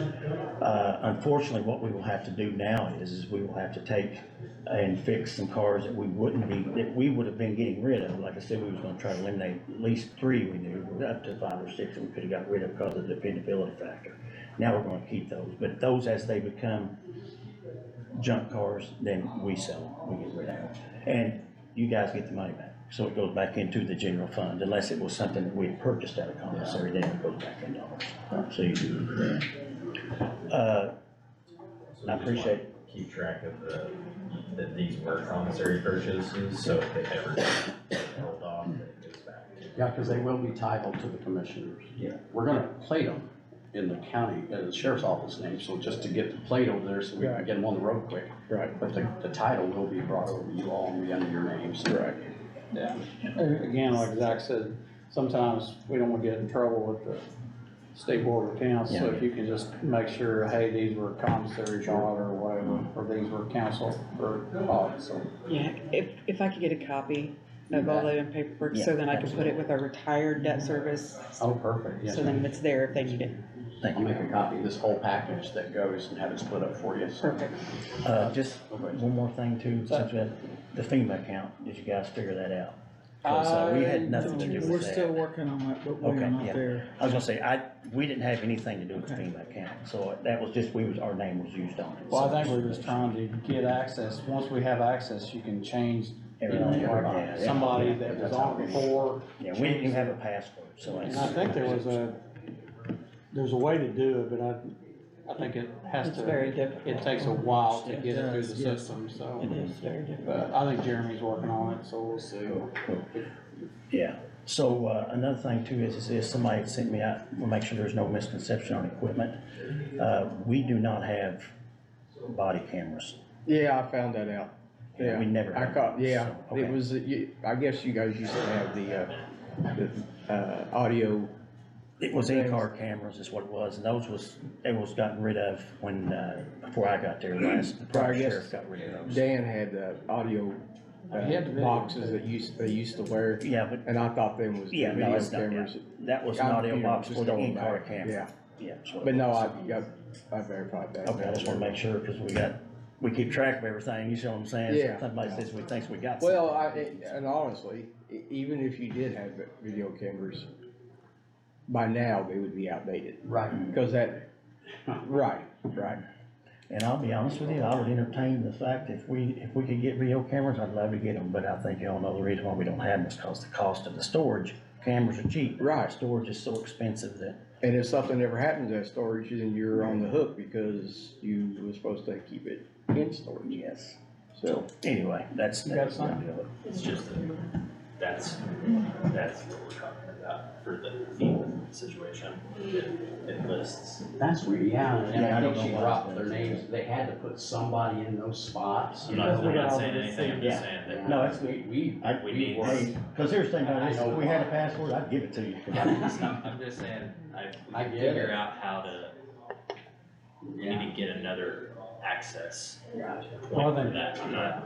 And I think he's filed the paperwork I think so. through And I'm FEMA to get us, Well, to through get access Sam's for trying to this. get through. But it takes a It lot does of. take forever. We worked very hard collecting data for them, thinking we were gonna get a lot of money back from the county, and FEMA, I think, got overwhelmed with everybody else doing the same thing, and then we got peanuts. Well, I remember that, Our 'cause work was everybody far was- more than what we got back. Everybody was told to Remember keep my their receipts, 2 years worth of wages gloves.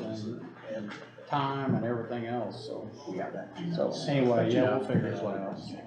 So, gentlemen, I've got 8 signatures, either for the president, Mike Jones, or Greg Prince, either one, which wish to sign these. Would it be appropriate for you, sir? There you go, that's the first 2, in orange. We'll let her, she can take it through, we'll get copies. You wanna take these with you after Or they you want sign the them? And that way you can make copies and send us back these, and that way you'll have them, is that cool? Yes. I'll make the copies before you guys leave, I'll just sit there a second. You ain't that fast. Oh, you gonna run, huh? And I got coffee, supper, I got for coffee. vehicles, this is the amount of paperwork that's I'm crippled, you know. Yeah. But I'm old school, I don't like typing them out, I want to print, I want wet ink them, you know? I was looking at this, we've got a couple cars here on there, it's got over 100,000 miles. Our high one is like 234. That may be one of Thank you. Are we the only sheriff's department that has AAA? That has. Yeah, I get that. The unfortunate thing about it is this, and we've talked about this, you know, as you guys are on the same page as I am. The unfortunate thing about it is, you know, I've got guys out here and girls driving these vehicles, and, you know, we've had some wrecks. And I'm not gonna say it is a factor of the wrecks, I'm not gonna say that, but I can tell you that these brakes wear out, as vehicles get looser in the front ends and everything. I'm not gonna say that it's not one of the reasons why we've been having, you know, a few more wrecks, it's because the vehicles are worn out. I don't know that, I'm not an engineer, car engineer, but it's obviously something that, you know, needs to be talked about. I used one of them for a demo and won, so. There you go.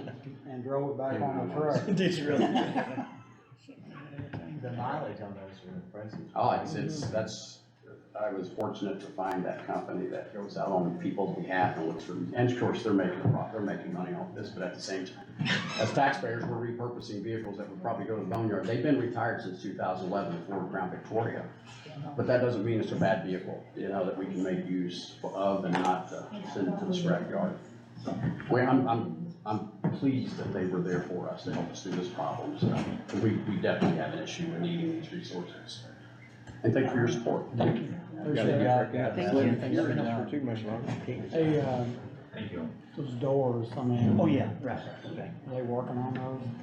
Well, they said they was gonna fabricate some parts, and I sent you guys an email, and that was, I'm assuming that was covered, and mentioned that, you know what I'm saying? We should be good. So, I can add to that a little bit. Right now, Thomas is looking at, 2 different ways, you know, the motors, they can either rewire the motors, through B&H, and give you the motors back, or they can put new motors and fabricate a little bit of, bracket onto the new motors. That way, in the future, you can update them with the new motors, you know, that's available on the market in today's time. And they're breaking them costs down right now, to present that to everybody, so we know what we're looking at. Sounds good. And just an update too, S&L has got the shower out, that leaking shower, it's already been removed from it, they're having it fixed or whatever they need to do. They said it was That's a obvious where the new leak part. was at. Yeah, they said it was kinda obvious where the leak was whenever they did that.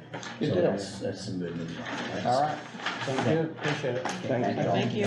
Thank you. See y'all. Thank you.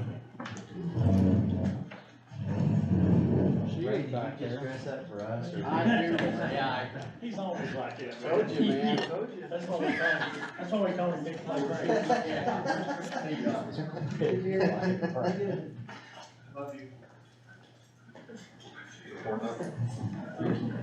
Yes. Just here to have you guys. Oh, about your copy. What'd you decide? After talking with Andrew, I think we're gonna go with the lease. I'm good with that. You guys good with that? Yes.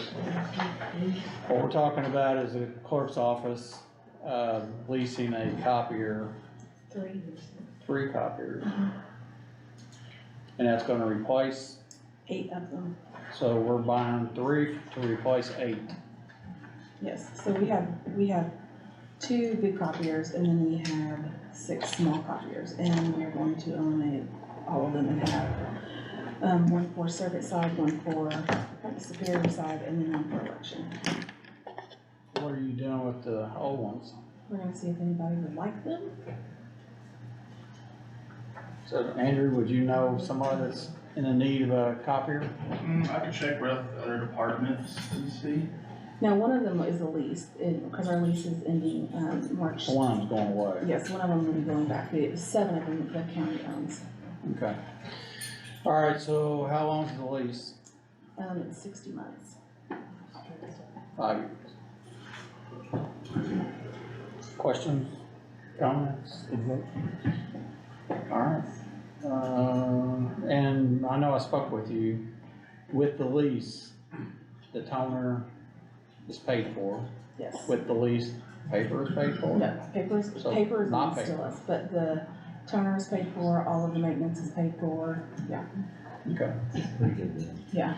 So it's $298.78 a month, and that's for 3 copiers to replace 6 copiers, 8 copiers. 8 copiers, well, 7 copiers 7 and and a 1 lease. lease, yes. And we may be able to still utilize some of those copiers somewhere else. Yes. Okay. Will we need an additional appropriation to cover the cost, or is it already there? No, it's already in the budget. Okay. Yeah. I wasn't sure if it was like a wash, so. Yeah, it's just, it'll just go from visual ed, IT to M&M. Okay. Yeah. I'll entertain a motion. I'll make that motion, allow her to enter into a contract for a copy. Alright, Randy's made a motion to allow the clerk to enter into a contract lease with M&M Office Products. Greg? I'll say. Greg seconds that, and I'll make that unanimous. They're in, I guess they're the place to sign. Alright. Okay, I'll get you guys a copy of this. Appreciate it. I'll get you this too. Thank you. Nick?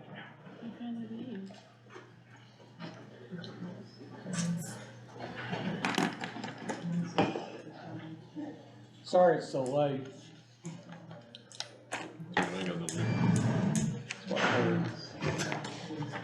Maybe people believe me now that I've been making money since it didn't come from me. That'd be pretty cool. We need you to make enough money to support the rest of the departments. Yeah. No. Kevin wants a little bit too. I got a challenge for you for next year, so we'll talk later. Oh, you know my feelings on that.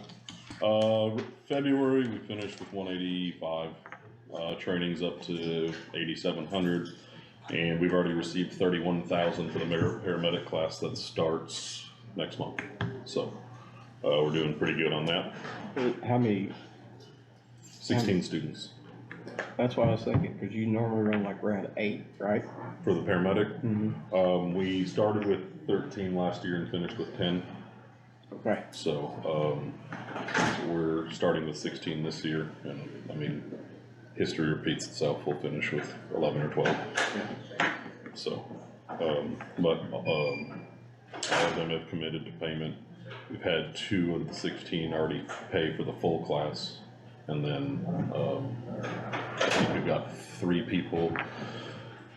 3 people we're still waiting on deposits for, but the deposits aren't due until the 16th of this month, so we should have deposits for all of those. Got a question. Sure. I know I was at a meeting with you guys this morning. We talked about 2 individuals that have not paid from the last paramedic class. Is that in the $15,000 range? Is that in the $12,000 range? Each? No, or total? Combined. 12 to 13. Total. And to update you too. When individuals sign up for this class, they, on the first day, they sign a paper that says they understand that they're responsible for the money. No, these are from last year. So, my whole thing is, do we want to legally go after them for $12,000 to $13,000? And I say that because if we, and I'm gonna play devil's advocate here. If we don't go after somebody for that, somebody else is gonna do it too and go, well, you didn't go after us. So, they're not gonna go after you if you don't do this. If you sign up for, if you go to Ivy Tech, you go to IUS, you go to University of Louisville, and you sign up for classes, you pay up front before you start class. And if you don't pay that, you don't go to class. So there's no after the fact, hey, I've got my degree or whatever, and they say, now you pay us. I mean, if everybody, I mean, on one hand, I understand they didn't complete the class, but on the other hand, Sometimes they do. or if the federal government comes in and says, we're gonna not, you don't have to pay us back. I mean, Yeah. I wasn't that person. And I will say that if they don't keep close, I try to be realistic and understand the people that are taking the paramedic class are probably most likely EMTs elsewhere that aren't making $80,000-$90,000 a year. Like, it's not happening. So I understand life happens, bills come up, things happen. As long as they stay close to that financial agreement, we kind of work with them. But the people that aren't even close, we stop their progress in class. I mean, because it's not fair for them to, they signed a financial agreement that says, I will pay this amount of money up front, this much money every month. You just kind of get to what I would be concerned about. Is Okay. like, do you vet the reasons for why they might be deviating from whatever payment plan? So like, say for instance, I guess what you could get into, so it looks like you could probably file small claims against each individual person, right? It's less than $10,000, the county could do that. Okay, you win, you get a judgment. Are they ever gonna pay you? What is the judgment worth against a person who can't make the payments, right? Yep. Probably zero. Or close to it. Then you go through proceeding supplemental to collect, and you spend time and money locating or attempting to locate assets, income, other things that you can maybe collect from. Through like garnishment and such. I mean, so I guess my question would be, I would maybe look at it a little differently than what Mike described. I do think, you know, you wanna try and treat everybody equally, but again, when you're making kind of, I always wanna treat decisions to litigate as a business decision. So, I don't wanna spend good money and time after bad. So, is there any kind of, do you ever do anything to, I don't know, maybe before they sign the contract, is that like, are these people, there's a term, in what I do, somebody might be what we call judgment proof, okay? They won't have anything or close to nothing, so it's not. So when we go through the class, we do background checks and stuff, but it's not like a financial background check. It's criminal things here and there. But that's, again, that's after they've signed and said. And with kind of the shortage statewide. Yeah, and that's what we talked about, is we're losing more providers than we're gaining each year, so. Is there a whole lot of benefit of going after what, I mean, my understanding is the upgrade from paramedic, or from EMT to paramedic, like, can be very good from a service standpoint, but it might not be any type of immediate increase in your own income. Oh, there's a significant immediate increase. So I'm wrong. Yeah. So then,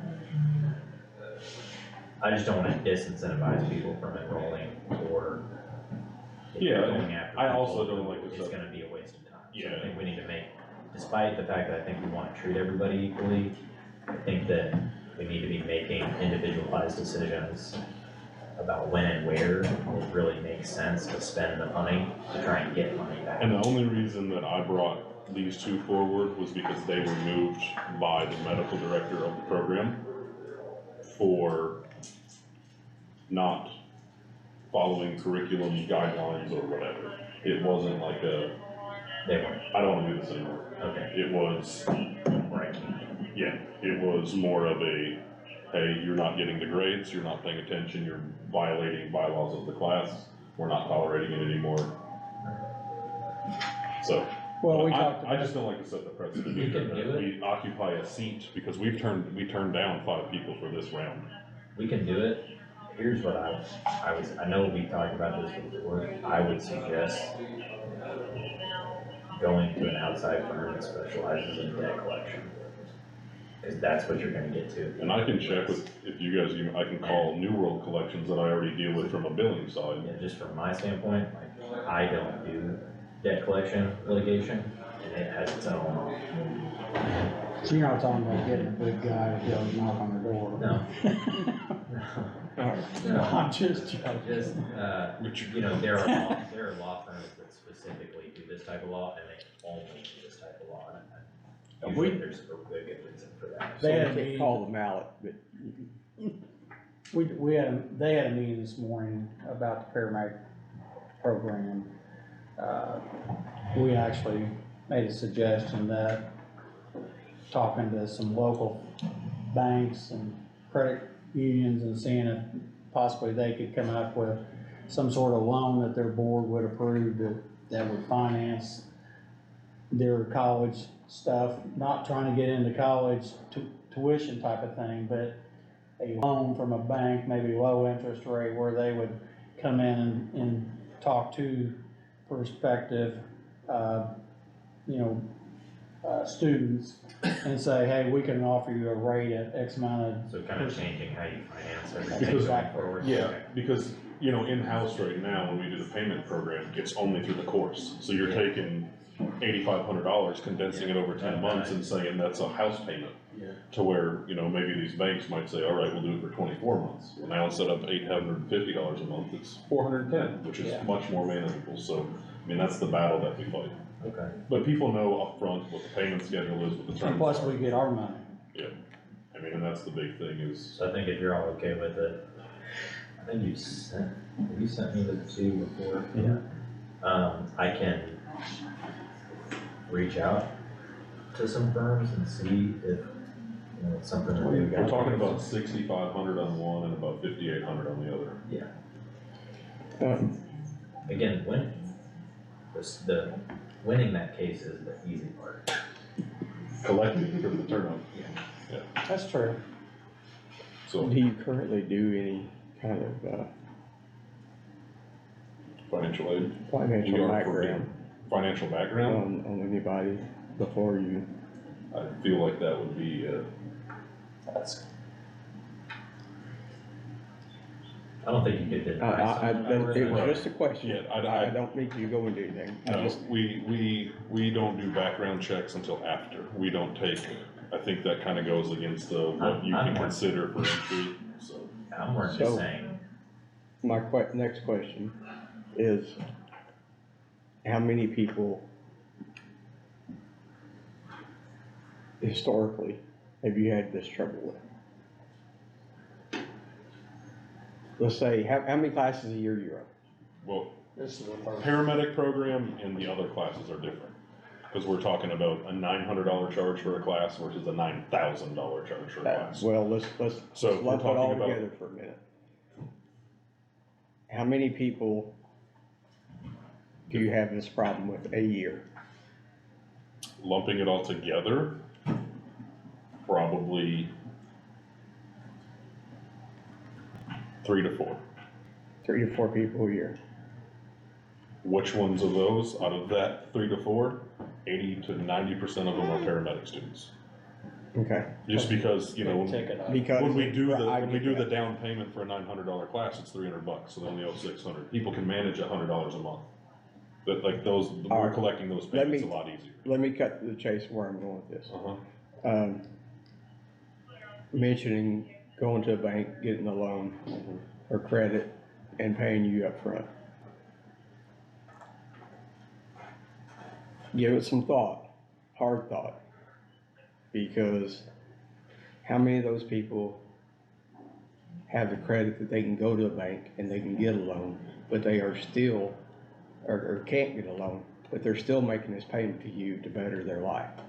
Is it worth the offset of empty chairs because people cannot get a loan?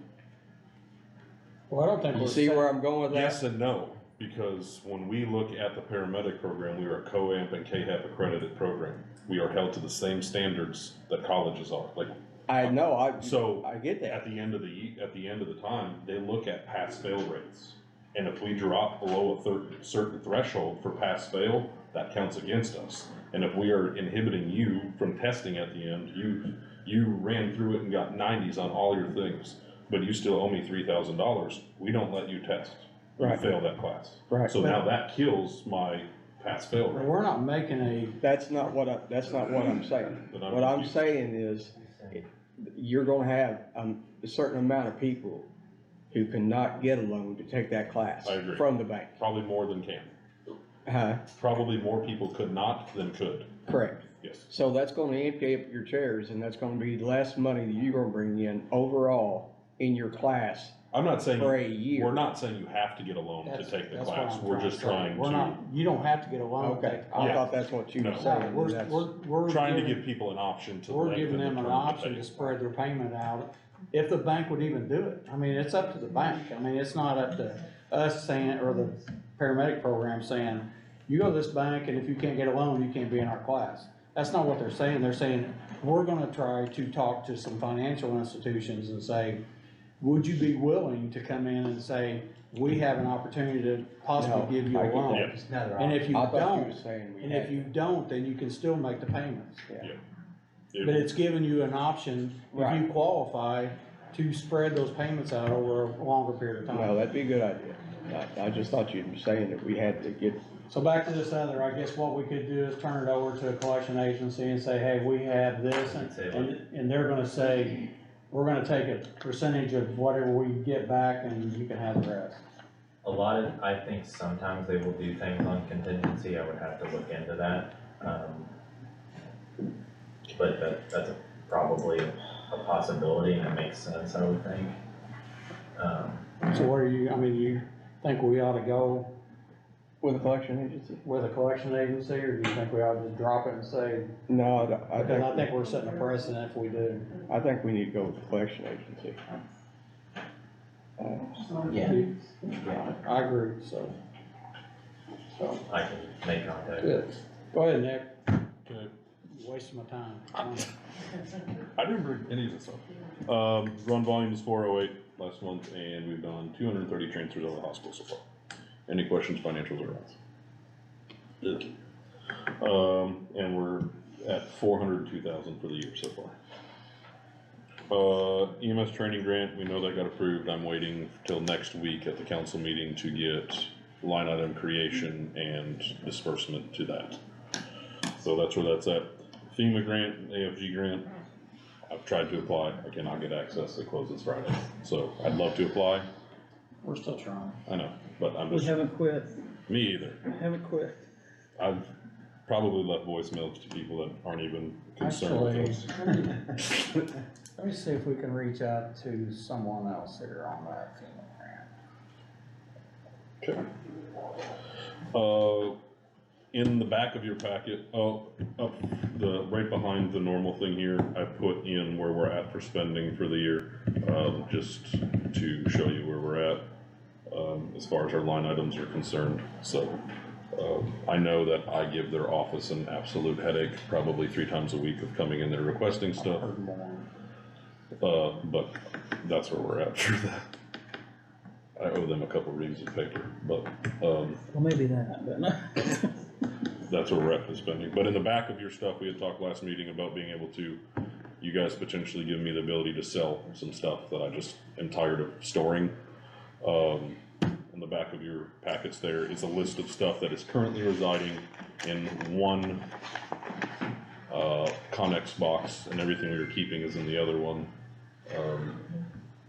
But these are a list of things right now that I would like to sell. Not saying there won't be more around my building, but this is currently it. I know I've got some kind of generic stuff of training mannequins and stuff. I can itemize those out if you need, but those things are pretty outdated. But I will do whatever you request, but I would we be selling these on Gov Deals? I'll put on Facebook Marketplace, I don't care, I just want it gone. Can't put them on Facebook Marketplace, but I think that we could use the Gov Deals. And I do have a Gov Deal account. Okay. That I can put them on.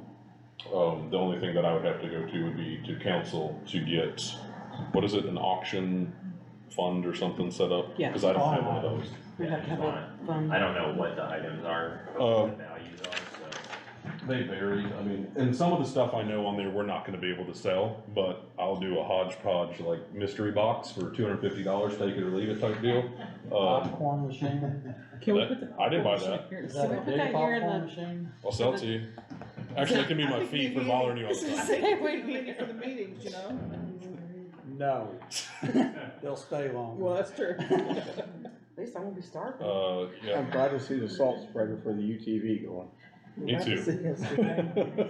You know, some of the stuff, I understand that some of that stuff's not gonna sell. I'm just itemizing you what's in that Connex box, so you know its location. So, 2 bags of wheat? yeah, I don't know. We were gonna start a farm and then we didn't, I guess. There's 250, well, however, big old bags of wheat seed.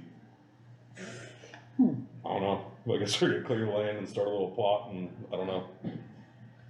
So if anybody needs some wheat, I got you. I'm not even gonna go there. I'm fine. I just want, I know that there's, like, I don't think we could, I don't know if we can sell wheat. I don't think we can. Fire can I leave it by the curb? There's some and put free USDA on it? requirements on that, I mean. Can I leave it by the curb? Like, my Connex boxes get a little moist because they're not temperature controlled. There's stuff growing out of it? I will tell you right now, there was a table that I just ditched because there was stuff that had fuzz growing on it and I was not getting sick from it, so you can, Go ahead and get rid of it. Okay, well, ahead of you, but if I can sell that stuff or do whatever, that would be great. Just do it legally. Okay. Not Facebook Marketplace. Is that really out? Yeah, I mean. You just heard our. You have, I mean, there's a process for divesting of Okay. even personal property, and it's, again, primarily auction-based. There are exceptions if you have so many items that fall below like a certain threshold amount, you can enter into like private sales essentially and get rid of them. Usually that's when the value of the things is so low, it doesn't make sense to absorb the cost of doing the auction. How about I list everything on Gov Deals and whatever doesn't sell, I come back with you with that list and That what would be can I do good with because that? then I can probably prove have that. a good indicator that you have a bunch of valueless stuff. And at that point, there are a number of options. That Perfect. I'll see you guys in like June then. How's that sound? Okay. I mean, you'll see me before then. Just Yeah, that's I was out gonna there. say. Popcorn machine. That's right. What else? I know we had talked last week about a Tahoe. As of right now, I'm going to, like another vehicle, as of right now, I'm going to hold off on that. I know I can make it, but I'm gonna be closer than I wanna be comfortably.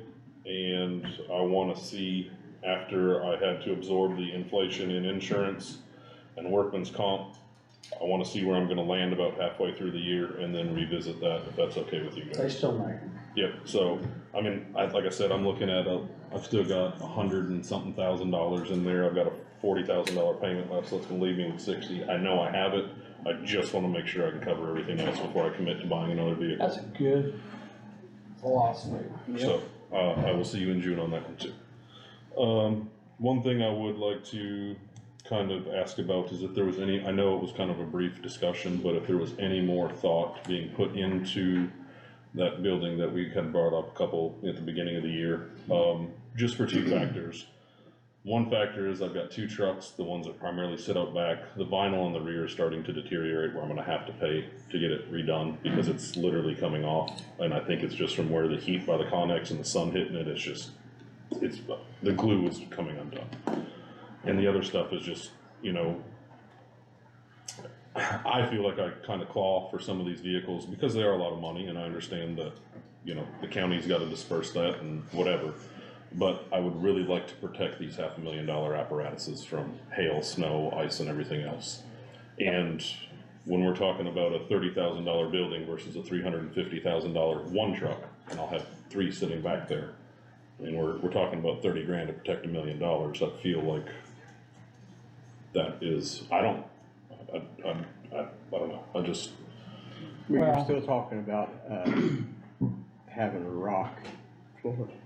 It would have a gravel floor. It's open-ended, there's no doors on it. There's no doors, it doesn't protect, it's not heated, as much as I'd like to sit here and say I'd like it heated with garage doors, that 30 grand goes to 130 grand. That could be a secondary. Yeah, and that's kind of getting the foundation here, and then if we have to dig out and put some concrete in a year or two, I'm fine with that. I just want the elements away from it. Because what it was, has a roof, the backside comes down like 10 or 12 feet just to cover stuff coming in from the back way. And then there's to remove the Connex boxes, there was gonna be a storage building on the end that's almost like a lean-to with a garage door on it, just to secure the stuff. And you was gonna pay for this, right? I don't care at this point, I'll do whatever. No, actually, I brought this up to Nick probably a year ago, and, I actually asked him to not say anything about it, cause there was a lot of back and forth with money being spent here and there and everywhere else, so. I asked him to get 3 quotes for just a building with no doors on it, so that he can get him out of the elements, save our, investment, and the prices with, Gossman actually hasn't even went up, I think $5,000–6,000 from the time we started till I asked him to do it again. Doesn't include a floor, which he was fine with, a rock floor, and all we need to do is run electric, some lights, and plug-ins for the trucks. Yeah, it'll have to have drop-down electric to put the shore lines in, it'll have to have motion lights, just so they're not on all the time. Other than that, my only concern with the rock floor would be in the lean-to part, but, if I have to buy some shelves or grates or whatever to keep stuff off, then that's what we do, but, So what was your idea on how to pay for it? I was thinking about taking it out of the, opioid money. How much were we talking? 30. and Mike and I haven't talked very far in detail about this. It was, like he said, last year I quoted it was what, 26, and I think now it's 31, something to that effect. It was 20 or 21, and now it's 28. Yeah. Did we get another count? We just did, yep. And actually, that's where I was Received it going in with today. this, is that You it's, got what, Another round of opioid payout. there's 2 lawsuits And out it there should that have we're getting money included, from. this one should have included the Teva, Allergan, CVS, and It's Walgreens 300 payments. and some thousand. Don't get that level of detail, but I can look. This was just opioid, What was the? restricted and What unrestricted. was the unrestricted amount? It's 111, wasn't it? Hang on. Was I think it was close to that? I think it was. Okay, One then was it's- 3 something, then and it- the other One was one almost 4 something and the other one was then 111. It includes the Teva. Okay.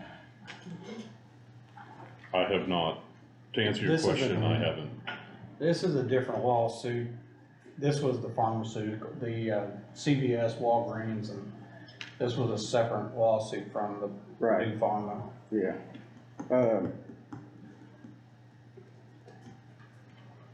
But that's where I was asking for, because, if anybody did anything through COVID more than anybody else, is his department. And again, we got an investment out there that, I thought if we can get it under wraps. You was gonna put this building back there off the asphalt behind your building? Where the Connex boxes are now, Yeah. put it right there. Like, not necessarily right there, but in that area. Cause there's that mound of the grassy knoll right behind it that would have to be leveled. Grassy knoll. This was, Was this the amount of the payment was $380,338.78 restricted, and the unrestricted is $111,886.86. Did it say whether it was the 2023 or 2024? 23. 23, so it has to be, because the abatement share, the unrestricted. It says in it, The abatement share for Scott County for 2023 was supposed to be $70,000. well, it comes back and it says, in addition, Indiana received the 2024 payment for the Walgreens settlement being distributed in the next week as well. The amount of your payments for the first 2024 distribution are $24,870.63 for restricted and $3,570.21 for unrestricted. Okay.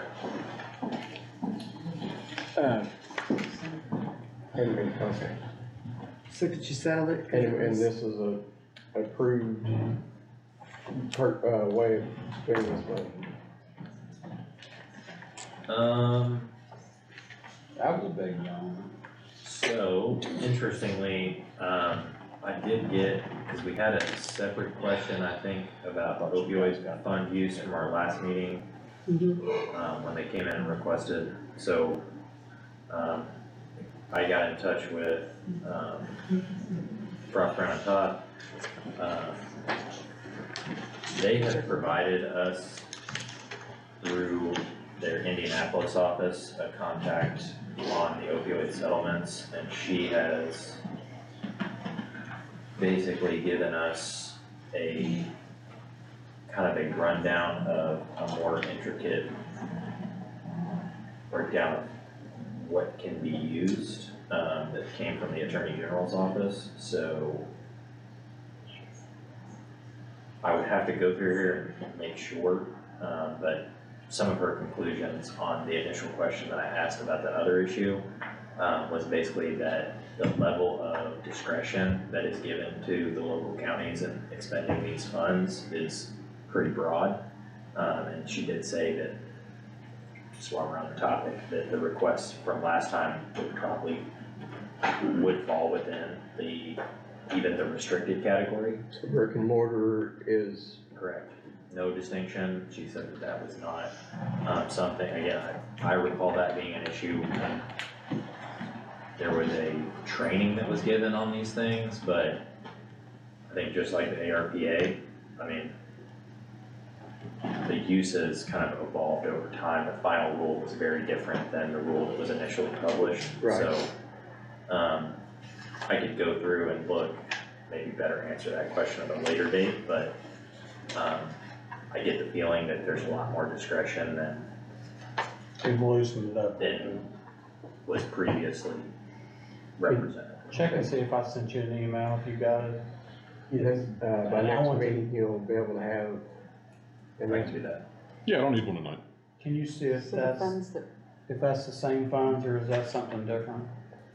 I've got what we received, if you'd like to see that. Is it anything like that? It just went, Shoot.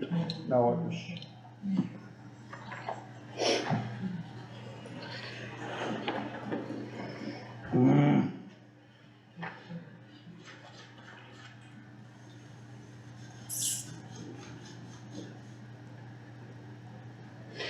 So it looks like they lumped it all together in this.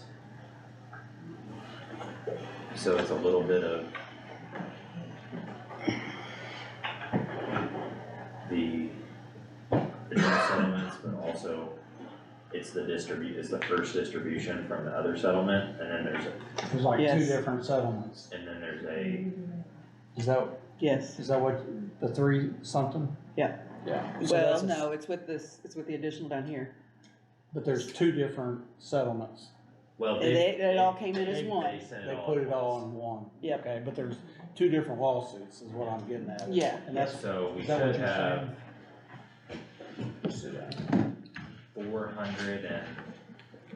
5 5,209. on the abatement share and So our fourth payment on the Purdue Farm, 115 on the unrestricted. Yep. Plus whatever Was already in there. was already in. plus the 219. There was 80 in one and two something in the other. So about 700,000 in abatement and 200 in unrestricted. So, Mm-hmm. so I'm going, you know, if this comes back as a I sent that to you. a yes for sure, then I'm a yes for sure. But I think we need to also contact Mike Payne and get him back in here. Yeah, and address that stuff first, like, I just would, I want to try and protect what we have to get. Can you see how much, to do that. we, in the meantime, alright, so we're gonna have 2 weeks here before, can you see what it costs to get concrete? Yes, I will. Just don't twist his arm. I support it, I just, I know, but I assume not have anybody twisting their ankles or, and even though you got vehicles parked on rock, you know, moisture still comes up from the bottom. that was my You still only have concern, like I rust, said, you about, still have- especially about the end.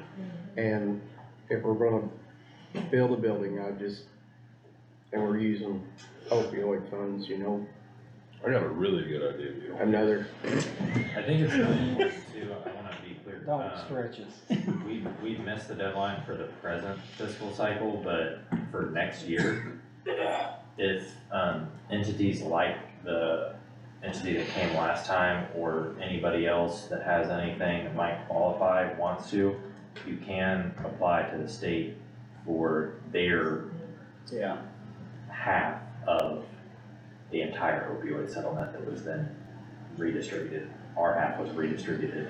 Remember when Thrive came in here and said, hey, we need to know, are we gonna get any money, cause I'm gonna apply to the state for half, and they, I don't know if they got it or not, but I'm sure they probably did, but, the state, like Zach said, the state's giving away money before this other thing, cause they've got 75% of the money, so they're Can you giving send me money, the link to they're that? giving money on the other side too. Like, where do I apply for that at?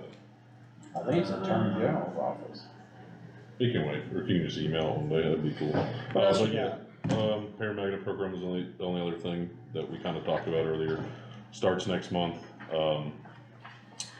We did have pretty good discussion, we have representatives from business owners to,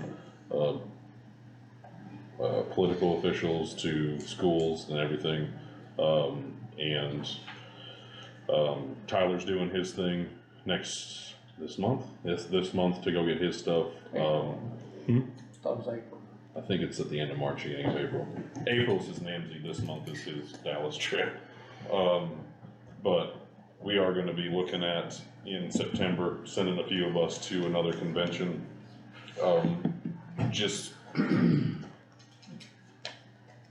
I'm not a future reader or mind reader, but I feel like in the next year or two, we'll have the potential, if we can bring some stuff to this program, to really capitalize on it if things work how I think they're going to. That's all I wanna say in this capacity, but I think it'll be worth a few $1,000s to send a few of us to this convention for a return on investment for the future. Well, where you're thinking 15 people in a classroom, you may be thinking 30 people in a classroom. 20 to 30, and, you know, granted, it's gonna cost that budget to go up, but our return is gonna be twice as much, so I think, you know, for this area specifically, so we'll see. But yeah, we're doing good. Like I said, we've already brought in half of what our spendable budget is, and the class hasn't started, so I'm pretty pleased with that. Any questions for me? Nope, no. Check in on the concrete and electric. Concrete and electric. Do you have any recommendations on who to contact? Nope. Concrete guys. Google concrete guys, okay. Local. Concrete, electric. Kevin might be able to help you out there. Local. You wanna come do some concrete and electric? thought it was 3? I'll look at the purchasing thing and I see. thought since Depends on if it's under 50. Yeah. Well, it's gonna be separate from the building. It's gonna be under, it's gonna be less than 10, so it's. Contact, Andrew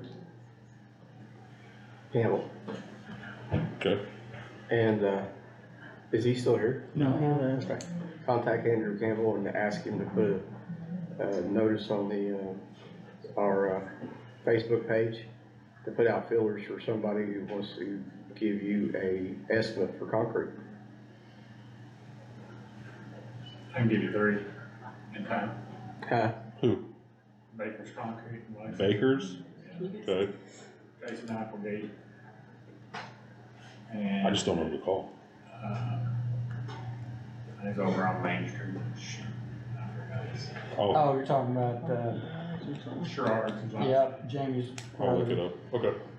I mean, you could definitely, I could say you could definitely use the unrestricted. And Kevin Brown. Who? Kevin Brown. Good. He's working on a bridge, we need to make sure he's done. Yeah. Alright, That's all. you got your homework. Yep. Finally gotta do something around this place. Yeah, I know it. I'm glad you guys finally heard from someone else that I'm making money though. That makes me happy. Thank you. You owe us. Alright, EMA director, I know Jeremy Honestly, has we're a, happy has to a finally hear request from to somebody else. travel to Indianapolis, but He did send me the particulars, cause he's at a meeting, he couldn't be there. I think it's fine as long as he asked and I said, just send a request. And I said, you know, the thing about it is if you're going out of state, you have to really ask for requests to cross state lines on our vehicles, but, This looks like it's in Noblesville. but it's north of Indianapolis, so I just wanted him to make sure it came to this meeting, so if everybody good with him going to an EMA, If you wanna see them. 911, there it is. While we're talking about that, come on up, Brittany, I know you've been here all day. Hey, you guys have about 20 minutes, so we're gonna have to. We're gonna speed through this.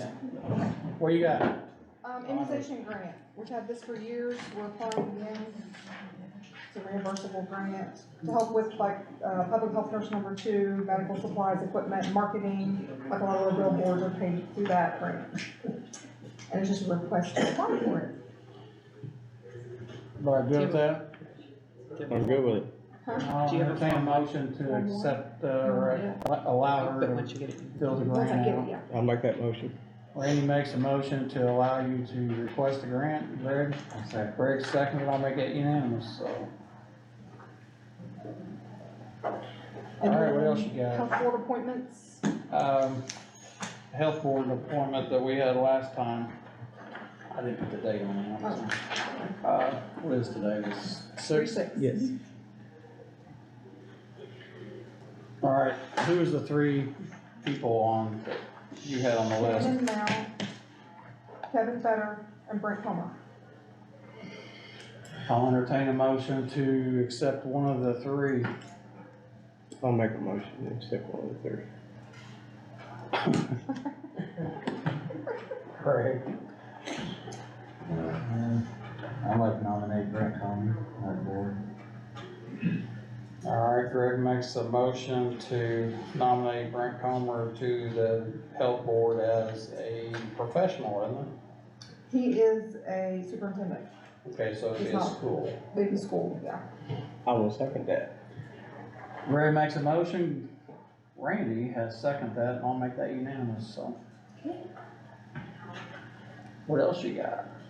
Zach, you got stuff? Can I get a reprint? Oh, yes, I'm sorry, it's in there.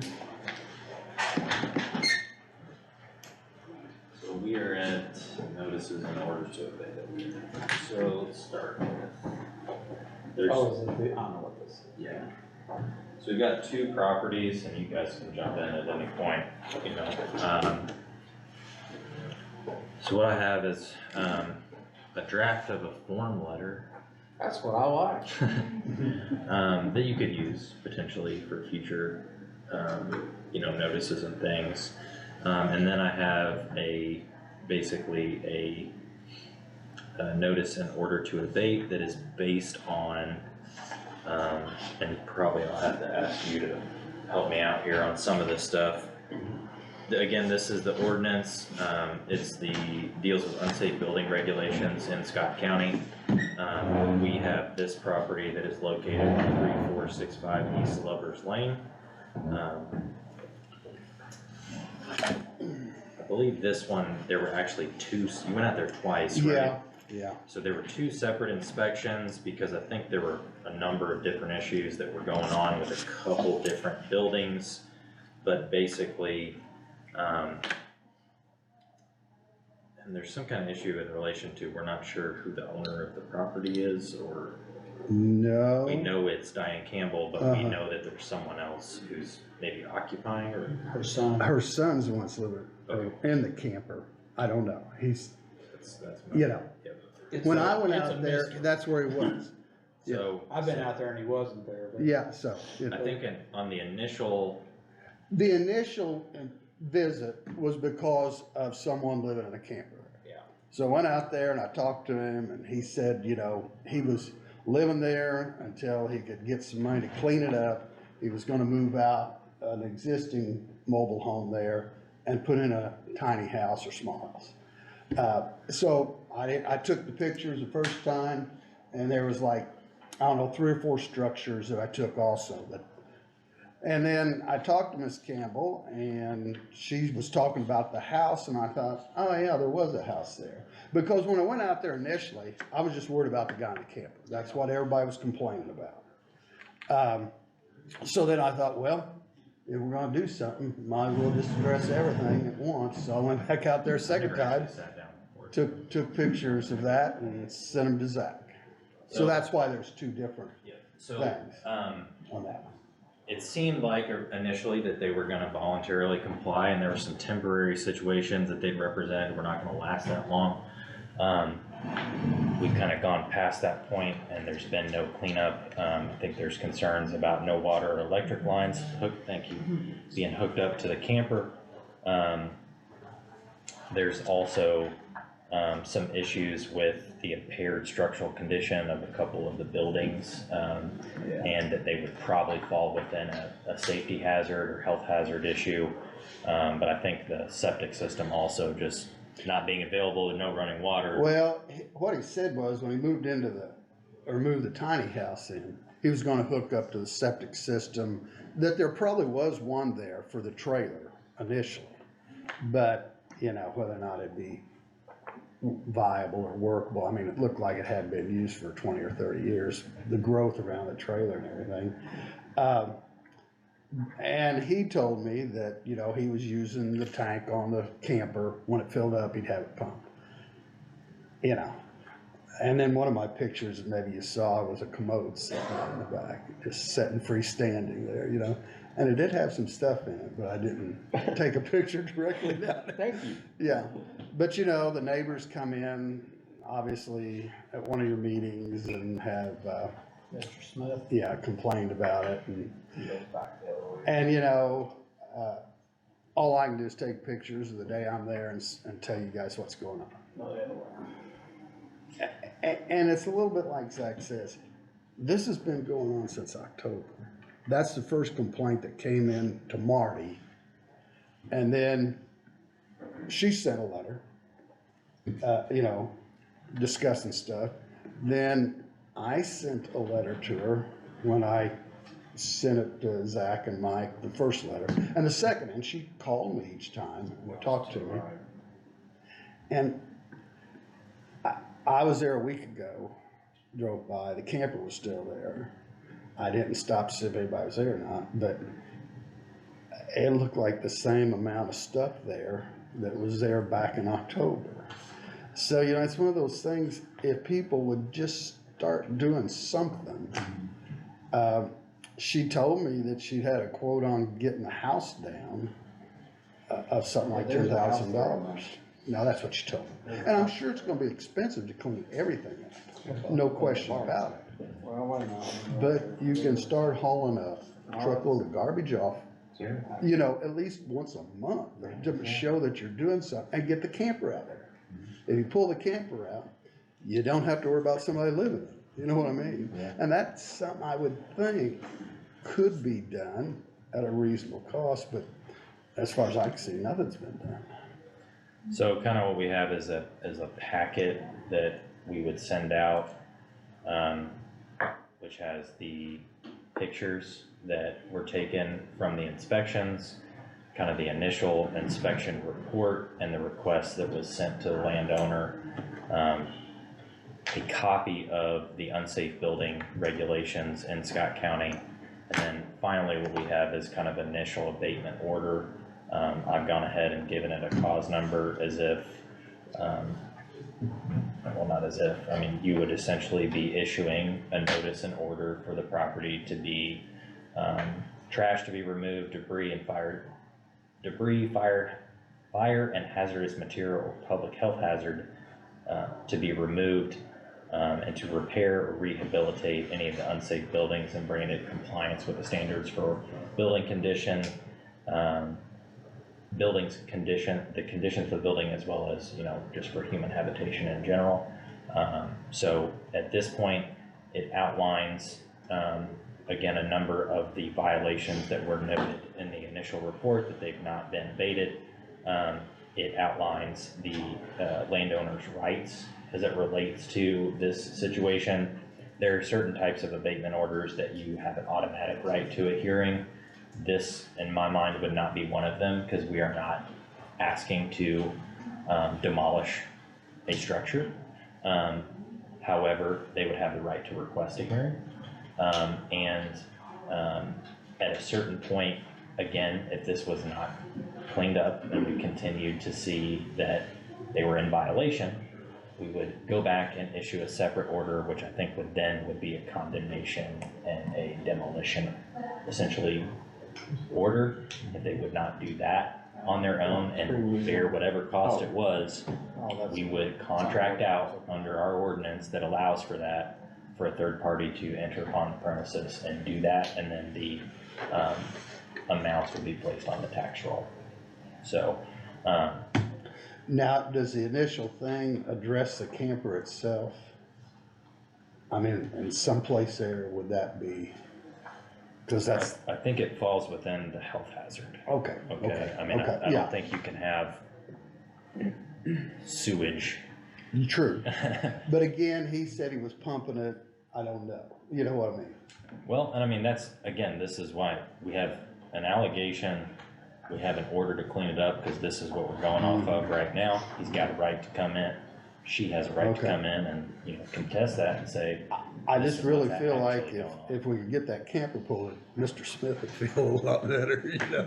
Okay. Well, I think that's where it falls into some of the complaints, maybe with the hazard of public health. There's been, you know, claims of his wife's. Actually, I did list.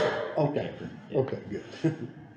So, and then I have a cover letter that's on the front. This would be the whole packet, but what I would ask tonight, if you want to take action on this, is that you go ahead and read through the unsafe, and I'm not saying you have to read this out loud, but this is what we would be sending. There's a place for signatures and votes on the back, and then Jennifer could attest, and we'll get these copies sent out tomorrow. And I've dated the letters for tomorrow, in case. I'll entertain a motion to continue the process with the letters being sent to the property owners for 3465 East Letters Lane. With the cause number 2024-A-001. Randy's made a motion, Greg seconded it, and I'll make that unanimous. And I've given them cause numbers just because I really want to treat these truly like they are kind of an administrative judicial hearing. And that way we can also keep track of them, a little bit like we do our ordinances and things. Then moving on to the next property. This is a property located at 311 South Big Ox Road in Scottsburg, Indiana. again, kind of a similar situation. I think in this case, there was only one inspection that was done, but you've probably been out there multiple times. Again, same materials, The background on it, Greg, you've seen it, Mike, you've seen it. Weeds were growing. So we did enforce the weed ordinance and we got them mowed off once. I don't know. You guys called me in August, towards the end of August, got that done. I don't know. We sent a letter, September 6th to Mr. Neese. There's no mailbox there, so of course it got sent back to us, you know. So we went ahead and enforced it because it gives us right to, the ordinance does, if we make the effort. I don't know, we mowed it probably, I don't know, that was probably September. We got it mowed down and all like that. What's there now, there's one trailer, then that's just the trailer. Then there's another trailer, it's got a little bit of a, porch built on it and stuff. The one that was just a trailer, the door was open, so I looked around, there was nothing in there. And see, the original complaint you got was people partying there, wasn't it? Yes. Yeah. Now, what would be good is to get the 911 report on that, you know, when they called the police, because the police were called, weren't they? To my understanding. Yeah, again, that's what we've heard. Well, anyway, so the other one, the doors were kind of locked with the porch around it and stuff, so I didn't go in it. The first one, it didn't show anything in it. There was nothing in it. There wasn't like people been sleeping in there or partying or nothing. It was complete. I actually called the police. They went out there and did Okay. a check and walked in, checked it and said, there wasn't anybody there and they didn't. Yeah. They didn't. The other one, I didn't look in it because it was closed up. I couldn't see in it. Then there is a shed there, just a small metal shed, not very big, I don't know, probably 12 by 15 or something. And it did have quite a bit of cans and garbage piled up in it. And there was another pile for some burning, that red shed. And so, you know, those are things that, you know, I mean, it falls under the unsafe building. It's one of the things is a place where people can do things that are against the law, you know. Public nuisances, Yeah, attractive nuisances, the things that might bring people in that would otherwise not know what's going on in the property, get hurt.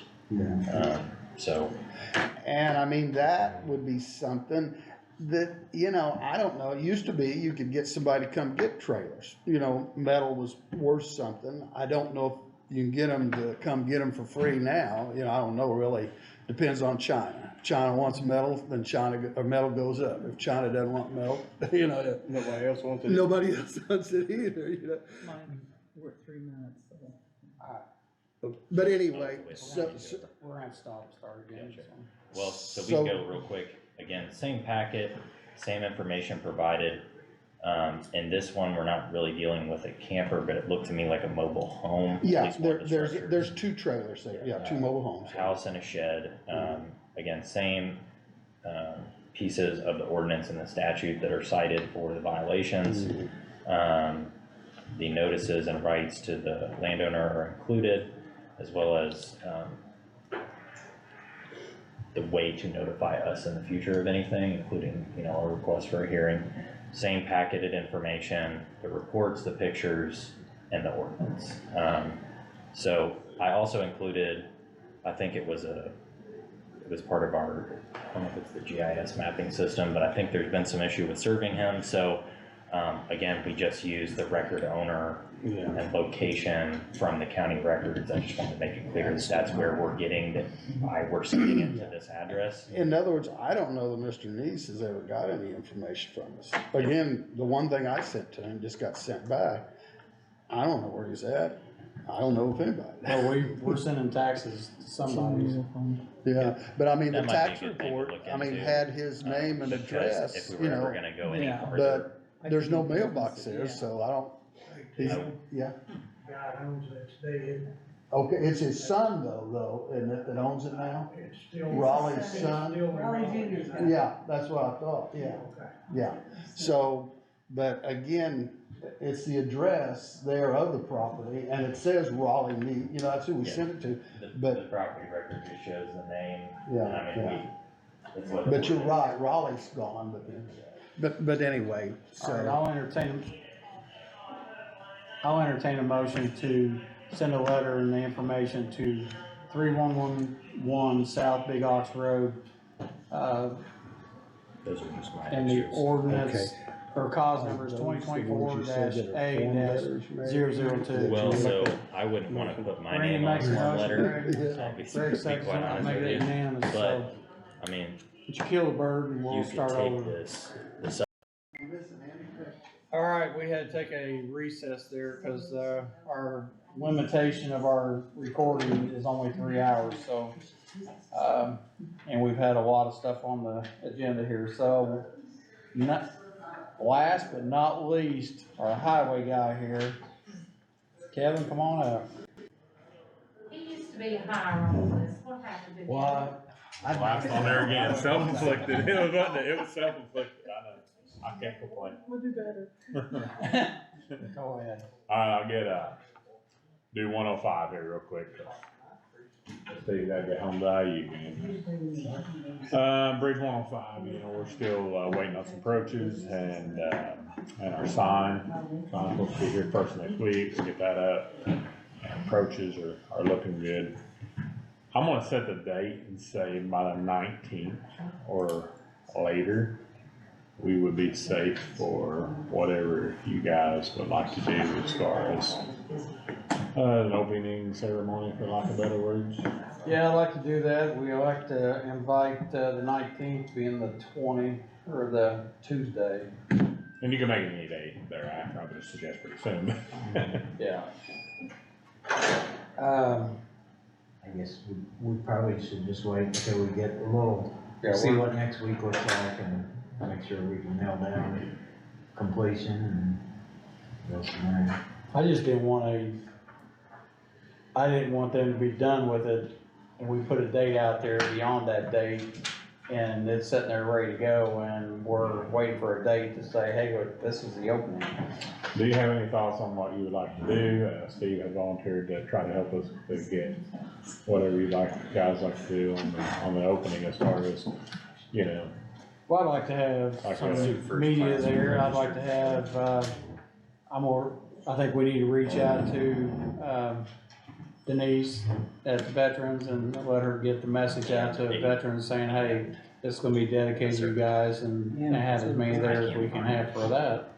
But I think if we could pick a day after 19th, that'll give, I'll just make it happen, it'll just be, we'll be good. Okay. That guy will make sure it's open, so if he could maybe hammer down a date or give us a target to shoot for. what day, you guys good on Thursday, Friday, whatever? I'll be there. Cause that's later in that week, if you think the 19th's a stretch date. Yeah, nothing before, I don't think that would give me a good enough avenue. Thursday, Friday? What are you thinking? Yeah, You gonna be in the country? I hope. That's it. Just tell us what you want. The plaque is being painted, it's supposed to be picked up. The plaque could be picked up as early as beginning of next week. It's in paint right now. The approaches are hoping, here very in the next few days. And did we ever really put a hard answer to where the plaque's gonna be? No. I don't think so. So when we pick it up, Andrew was waiting back to give me a little bit of information on how it anchors. So whether it has J-bolts or whether exactly how that works. I know it's double pole because of the weight. So we're kind of just waiting till we see the product to figure out exactly. My mind says left hand, south side of the road was my thoughts of where it ought to go. In concrete, on concrete? Yeah, likely, I'm thinking probably likely sonotubes, and then put the bolts or anchor them in there, exactly how it's gonna come in, I'm not sure. It's not gonna be stealable, is it? Well, not easily, how about that? Depends how bad somebody wants it. How far off the bridge is it? It wouldn't be very far, cause it goes Far down the enough to ditch keep- pretty quick there. Far Really enough to is. keep busted beer bottles from hitting the pavement, because I know how people are. Yeah, probably not, but. They're not gonna tear it down though. It's gonna be pretty tough, I mean. A lot of bridges that we have, I mean, on the state side of things, I mean, you know, we have signs before you, up at the approach, right? So, or somewhere in that approach, area, you know, we all, you know, we've got signs out there for, you know, whatever, maybe what creek that is, or whatever that bridge is, over, so, I mean, typically, I mean, they're offset, they're not going to be hit. I feel like we could do the same. I think we've got some options and. There's some options there. I'm pretty sure the south side, left-hand side of the road is probably gonna be it. The other side has farm equipment running in and out, so it'd be hard to put it right there. I agree with that. It's some tight, but I think that area is probably, we'll get it off, you know, try to get it off behind the guardrail maybe. That might even be the better thought. Exactly, and that's how we are. And it goes pretty steep right there, but we'll figure it out. Behind the guardrail. We'll get something that looks decent. Yeah. So, what do you think? You know what we want here? Just whatever you want, we'll get, as we get closer. Are y'all thinking like a ribbon cutting type thing? Yeah. No, I don't know about ribbon cutting, but I mean, we could do that. I would like the plaque in place. Oh, it'll be in place. Yeah, that'll be done. So. Yeah. By the night, yeah. I say. Maybe put a tarp over top of it. You want a wide ribbon? A small one? I'll let him know. How about that? We're all over, Really maybe, getting into details. maybe crepe paper. Just so we can. What now? You can run through it like Forrest Gump. Yeah. Fair enough. What date do we say? Give me a date. We'll shoot for it. You know, Give me a we date. looked at the Thursday or Friday, so. Thursday or Friday, Let's 21st, do it 22nd. Thursday. Thursday, 22nd at? No, 21st. 21st at, what kind of time of day? Evening? I mean, I would think. Morning? 3, 4. 4:30? That's, I mean, that's fine too. It's up to you. So- It don't matter. So you gonna be up that way? 21st. It doesn't matter though, maybe. Keep in mind, here's the way I look at these things. I mean, I wanna do the ribbon cutting, but I also, cause I wanna celebrate the bridge being built and completed. At the other side of that though, I don't wanna inconvenience people any longer than we've had to do that, so, I'm just saying, I don't care what time we do it, I just wanna. We do it in the morning. No, not in the morning, not yet. So we can shoot for the 21st at 4:30, what do you want to do, 4 o'clock? I'd say 4 o'clock. Okay, 4 o'clock, 21st, got it. Sounds good, that'll be the plan. We'll do it kind of weather dependent, reach out to Marty or something, see if we can, if there's time to get it in the paper, but we can at least put it on our website. Did you get that? Yeah. We have some chairs up, bring maybe. We could do some chairs, Person that can. I'll send you all an email, some ideas of what we're thinking about doing, and then if there's something you like to add, if there's something you like to cut, we'll have it in writing. That way I kinda know what you want, exactly what you want, but that'll be But thoughts. we need to get hold of Denise too and let her get to her people. Could we get like a total post? Sorry, And a total post, we can do that. Yeah. maybe loudspeakers, some We lights. could try. What else you got? Okay, so, where'd it go? NDOT awarded the, federal highway, grant that we was working on, so we was awarded $3,393,600 for Bridge 28. So we'll be working towards meeting all the goals that the county level has to do in order to get this money. You know, it was a match grant, it's 90-10. So, you know, roughly call it $1 million on the county side of things. That construction year could vary a little bit with the funding and how everything comes together. It could be 27 at the dead earliest, but I think the plan is 30 right now. But obviously I'll try to get it done and going as quick as we can, but some of those things will be out of my variable control, so.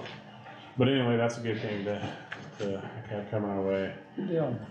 Another grant that we ended up getting was for railroad crossings that we was working on, and it's a non-match grant, and it will end up being for $13,750. I'll forward you guys over the email, there's a list of roads that they're, gonna go through and straighten up, or put the stripes and, everything on the road. I think it's been done before in the county, so. Speaking of that. Yeah. Fairgrounds Road East, we used to have some, when they finally opened that back up and put some signage down through there. It's through there not too long ago, and there's some of those signs somebody stole, so. Okay. We look at finding out, and replacing those. Yeah, we'll go down through there, see what's missing. I don't know why, we have some people that wanna take those. Next thing I got is a gov deal item. So we have this road saw right here, and we did purchase it since I was here. It hasn't been the most useful tool on the county side of things. We're wanting to sell it, use the proceeds of that to buy walk behinds. We think it's gonna work easier for the county highway side of things. It's a great saw. I'm gonna reach out to some contractors and let them know that it's gonna be on there. And once again, we don't have to take what comes. If it doesn't come in nice enough, we'll reevaluate, but, How much does one that, like, go hook onto the front of the, skid steer? that is one of them. That's what it is, that's what it And that's looks not like. working? Well, here's what it does on the county on those things. You can cut half the road or less, because by the time you put that on front of the skid loader, it's a 15-foot contraption. Some of our roads are only 17 feet. So the time you get backed off in the ditch and try to cut it, then you gotta turn around. And it just doesn't, you know what I mean, it doesn't work well. And then our asphalt is not thick as a highway. So when you're trying to cut out a patch, sometimes it's doing as much damage as it's cutting out. Those are some things we kinda found out that didn't work so well with that tool. Now, they got some walk behinds, they're anywhere from $3,000 to $5,000, I mean, that's I'm sure at least a $20,000 tool, if not more. There's some walk behinds we found. Some handhelds probably. We have some handhelds. I got some walk behinds that'll work well for us. That probably $4,000 or $5,000 an Oregon tool or something, Husqvarna's or something. That's gonna work good. So if you all good with us, we'll see if we can make that work. Good deal. Okay.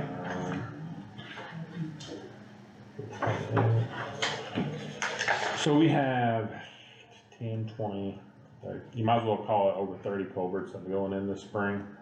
And all our proposed chip seal roads that we're trying to put in. So we're gonna have roads tore up everywhere. I'm ordering a bunch of new barricades and a bunch of new signs this week to tell the guys, to try to sign up everything as good as they possibly can. There's gonna be stuff we're gonna have to leave open a little bit. Try to get rough road signs out, and those kind of things. I did order hard signs that we're gonna try to bolt to poles because they're harder to steal and less likely to steal them. So anyway, you'll see a lot of that. Radio Tire Road's gonna be one that's gonna be a lot from front to end as far as patchwork and culvert work out there. Be looking at that coming up. Is most of those covered, are they mostly pipes, just corrugated? They're all pipes. The biggest one we'll be replacing is a 72 inch. So we're putting I think a 60 HDPE. So poly, we're putting all poly back, which is kind of our common. But these are all pipes. Yeah. And we'll be going after these whether we get the CCNG to do it anyway. Those are our next roads up. So I mean, even if we don't get them, it doesn't matter. We'll have to put them in to get fixed somewhere or another. So those are the roads we're going after. Do you think, can you pull your email up without a whole lot of? Okay. You go to that email I sent you earlier, I'll just briefly click that.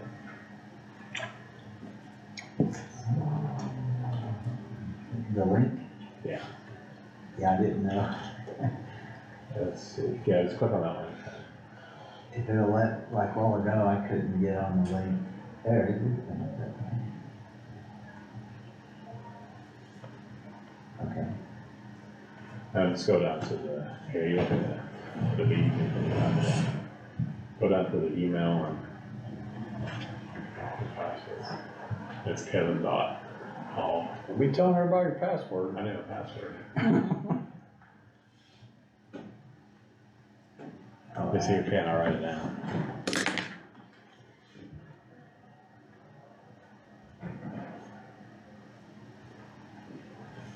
Holy smokes.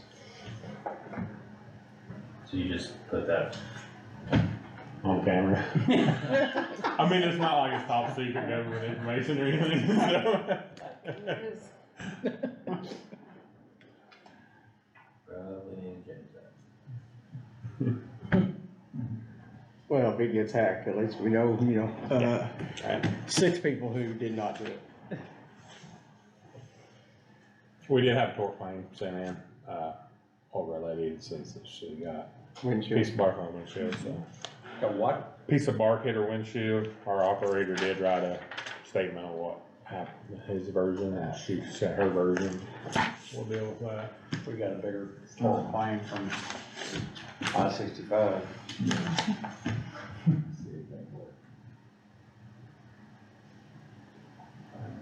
Okay, let me try it again. So it's No pressure. your email address? Yeah.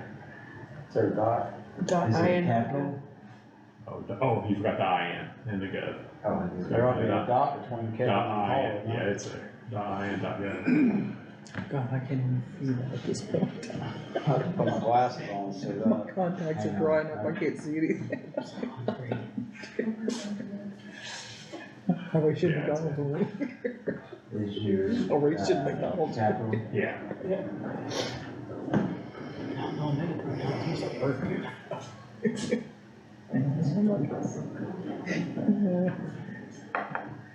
Next year we're budgeting. I missed that. Missed the N part. The very, still not. Alright, let's try it again. Give her one more try. You get the exclamation part of the password. I did, I just seen that. Mine's usually my name, so I don't ever forget it. Except when I want to. Oh, that's good enough. TMI. The button is ready. I always get that warning, that's too easy. Quick flash. Yeah. You're gonna get hacked. Well, yeah, got it, that's it. That was it. Okay, Next meeting, we'll try again. if you wanna try it. UPS used to change their passwords every 30 days. And then I used to carry a token around that it changed the sign in every 10 seconds. So you had 10 seconds to put in a number or else it wouldn't let you in.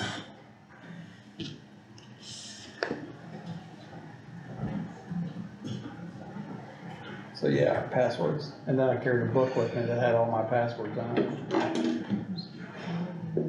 You can just keep changing right back and forth. Now we're. Yep, to change it to 1924 to 1925. So I was just gonna show Start you over, rotate over. real quick because I'll be asking you all about, re-signing this contract, what we're working on. And this is a little bit of the citizen engagement that we had done. This is kind of on the side. It comes to this. And this is what I see inside the system that comes in. And then I send them to my row bosses and it goes to work management and things when we send it there or I send it there. Let me click that on so it gets paid.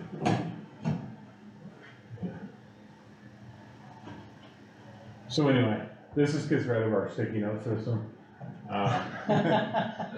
That usually works so well, though. Yeah, it hasn't. So, basically just gives the long and the short of it. It has the dates that the work request was sent in. It has updates when the road bosses,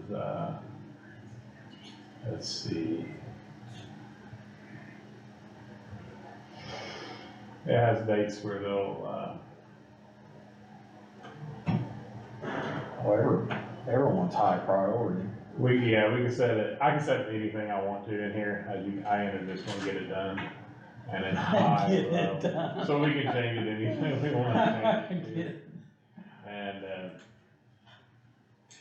also, so on the citizen request side of things, if people type in their phone number or their request number, they can pull it up and the robots are changing it. If it's like, they're changing it to, in progress or scheduled and then they can kind of know or not looked at it, They can track progress. They can track progress. I did notice a couple things since we've got this going live is I've seen work requests from people that I know their name and know they work for maybe construction companies or manufacturing company that probably don't have time to call the highway department in the middle of the day and try to relay work requests. So I think it probably opens it up and it definitely gives us, better information. So how much BS are you getting? Not hardly any, so far. And I have one that says not on county right away, we had a couple of trees, way up in the yards and stuff, but nothing too bad. But it, it gives us good information. And I'll go over this at a little timer.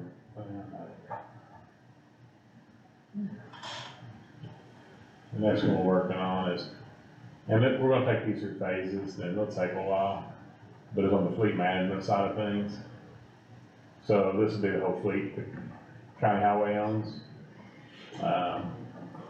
We can take it's huge, it just depends how big you wanna use it. We can take the original purchase price, how much money we put into each piece of equipment. And it has a rating here, so, if we come in and start talking about equipment or to the council or whatever, it goes up to 25, so we could say, this is how much this piece of equipment actually cost us, this is how much we bought it for originally. Kind of gives them a good gauge on what makes sense and what doesn't make sense. We got a lot of data to enter on that, but we got a good start. It also lets the, road bosses put in for equipment repairs and kind of lets us give something to manage off of. So that's long and short. It's pretty big. And we'll be training on it for the next several months. So. Good deal. I know you had some interest in that 65-311. Yeah. I happened to talk to Jewel and the fleet manager, and they said that truck will be coming up for sale, and they both verified it's a good truck. Yeah, I drove that truck. It's not bad. It's just a workhorse truck. Yeah. So live bed, spinner. So stainless steel bed. Maintenance, I think Ben said they're bringing like somewhere between 12 and 20 on average. So you're looking at $150,000-$160,000 truck, maybe at least. So, yeah, and it'd be a good one to add to the fleet and kind of give us options, I think. I got a question about, and I guess I want Zach to be here, because I want to see legally how we can handle this. I have a tree that is a monster tree. And I just want to show you what the problem is. It's hollowed out in the center, and the sides of it are breaking off. And I assume it's off county right away, but it's a danger to the county road. It's about that far from the road. Okay. And, I guess my question is, do we cut it? Do we hire somebody to cut it? I think it'd be a hire, just because of the danger of cutting it. I mean, if it's a tree we can go in, we know we can cut, that's one thing, but that's not one. Where's it at? It's about 500 feet from my house, but it crosses, I mean, you can see the road right there. I mean, it's gonna fall. Oh, yeah. And when it falls, it's gonna fall across the road. In the And I just don't want past, somebody getting we hurt. have cut some since I've been here. We haven't, that's probably something that in the future that we need to see if there's a possible way to budget at least maybe 2 or 3 a year that has to come down. We didn't this year. It's probably something that needs to be thought about though, because it's always a problem. This is what I'm thinking about, is that he gets cut and we bill the land owner. And I'll say this because I've tried to reach out to him multiple times. It's the Hardy property, I mean, it's Bruce Hardy's property that's in ancestors now, because Bruce has been dead forever, and his daughters are all, I think have both passed away, they both moved to California, and now it's in a trust with some other family members down the road. It's gonna fall, and, you know, and this other piece broke off the other day, and I'm like, now it's even worse, because 3/4 of it is gone, only the back side is solid. You know, just so, I do get a lot of people that reach out to us on similar trees. And we've kind of stood where if it's not on the county right away, and then there's not necessarily anything that we do about it. Obviously, if we can take a post saw out there and cut limbs, or a track on and break them off, then we try to do that. But it would be one of them that you may have to set precedent. You know, if you charge one, we have to charge everybody. You know? No, you're good, I got a question, there's a tree, which is probably, I'm gonna say it's less than 10 feet off the roadway. It's, that big, Okay. and the base of it is 8 out, so.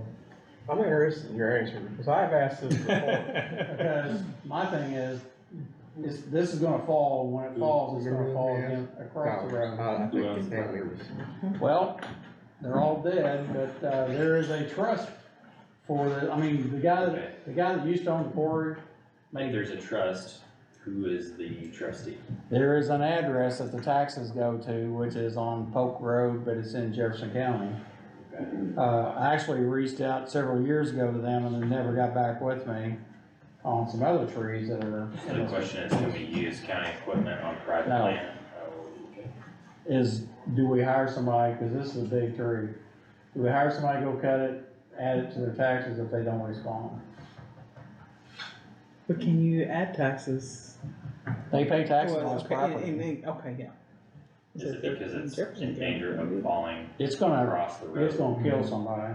A lot of people walk in this area, and I hate to say it, I just said it's 500 feet from my house, but there's a lot of kids that walk the road, there's a lot We of. need to somebody needs to get in touch with whoever the property owner is. I've see tried if that. They will, well.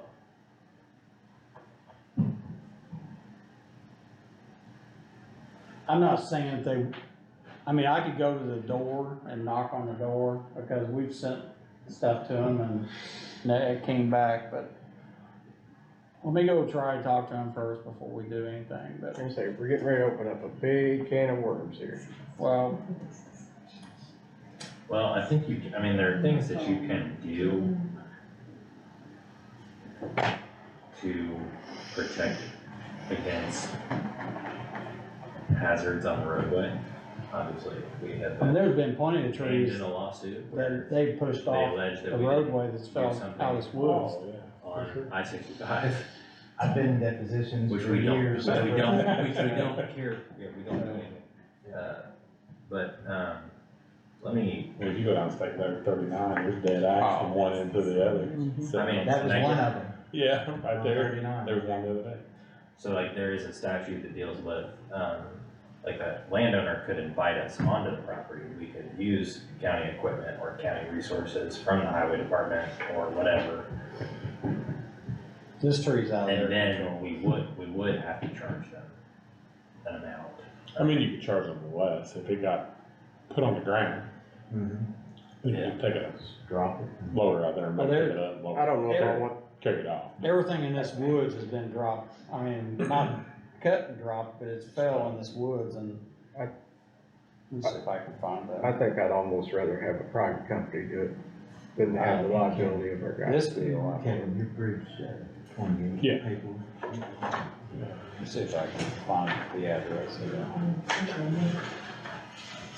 We just came out today.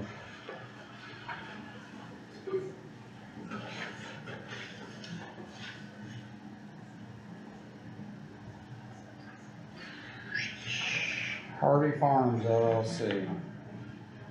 It's, the address is 12129 West Polk Road, but it's in Jefferson County, I believe. Is who the who the home, or the taxes go to, cause I've asked, I think Missy, hey, where do you send the taxes? She goes, that address, and I'll send it a letter, and it always comes back to me, and then somebody told me it's in Jefferson County, not, it says Lexington, but it's Yeah. Jefferson County, Polk Road, not Yeah. Scott County, Polk Road. Right there at the sawmill, right past the sawmill. So, There's the guy. I may just drive down there and talk to them and see if they'll do something before we do something. Is that all you got? Randy's trying to see how long you can stay here. I'll make a request you get a good PM on that. Okay. Because, one of the things that is in the, letter there is talking about schedule. We wanna make sure, whoever we're working with on the consultant side that, you know, it's good that, you know, we wanna be aggressive and proactive, but at the same time, we wanna be realistic on the goals because it is getting tougher and tougher to, if we don't meet those timelines, then potentially, you know, those could get moved out. If we said we're in 30 and we don't make it, just for whatever reason, Yes. there's things that come up, whether it's right away, those kind of environmental stuff, whatever could happen though. But that process, the development process is long. And if we don't make that, then, you know, Kathy could say, hey, I'm gonna move this out to who knows where. Well, the positive thing is, as far as the financial matching in on us, is that we almost have that now, so we'll by far easily be able to come up with the matching funds plus the other local stuff. Mainly because 105 was done through ARPA funds, which freed up 4 projects really, to be able to do them, but we're doing that.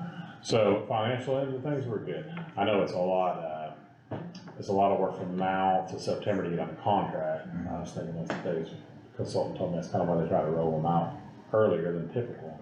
So. I'm talking more about the letting. Oh, okay. So, yeah, so that's what I'm saying, you know, we could work as diligently and as hard as we can, and we get close to that line item for the payroll. ready for contracts day before the letting. And if we don't have I don't think it's in there. everything that we No, I'm have talking in about the pricing. part-time. I think I was a little bit forewarned on that as far as like not letting it roll out to, like the projected date's 2030. She's saying we might be able to hit it at 2027. I'm saying there's no payroll to pay for part-time To try to employees. No, I push know those that. higher dates than this. But when I get ready to say we're Because, gonna ratify the you know, payroll, I mean, except for Or line consultant item, world pushes them out, I assume. it's one. yeah, and because it's, you know, like I say, I've worked with locals and, you know, It's 1 what? for the LPA 910. program, Kathy's trying to keep a tight Is it 1-1? ship on what she's got budgeted for each fiscal year.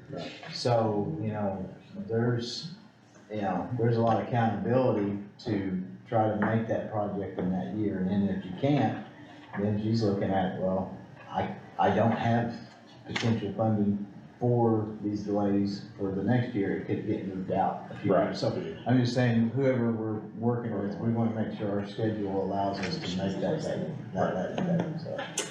We'll continue working that. You have some.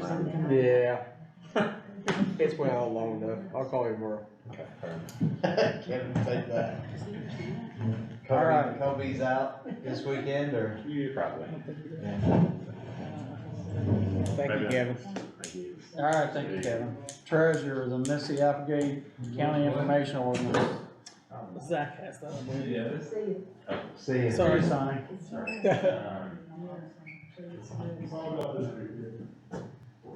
Yeah, so this is an ordinance that we are permitted to enact under actually it's the Access to Public Records Act, which is a little strange, but it deals with requests for information or records being released for commercial purposes.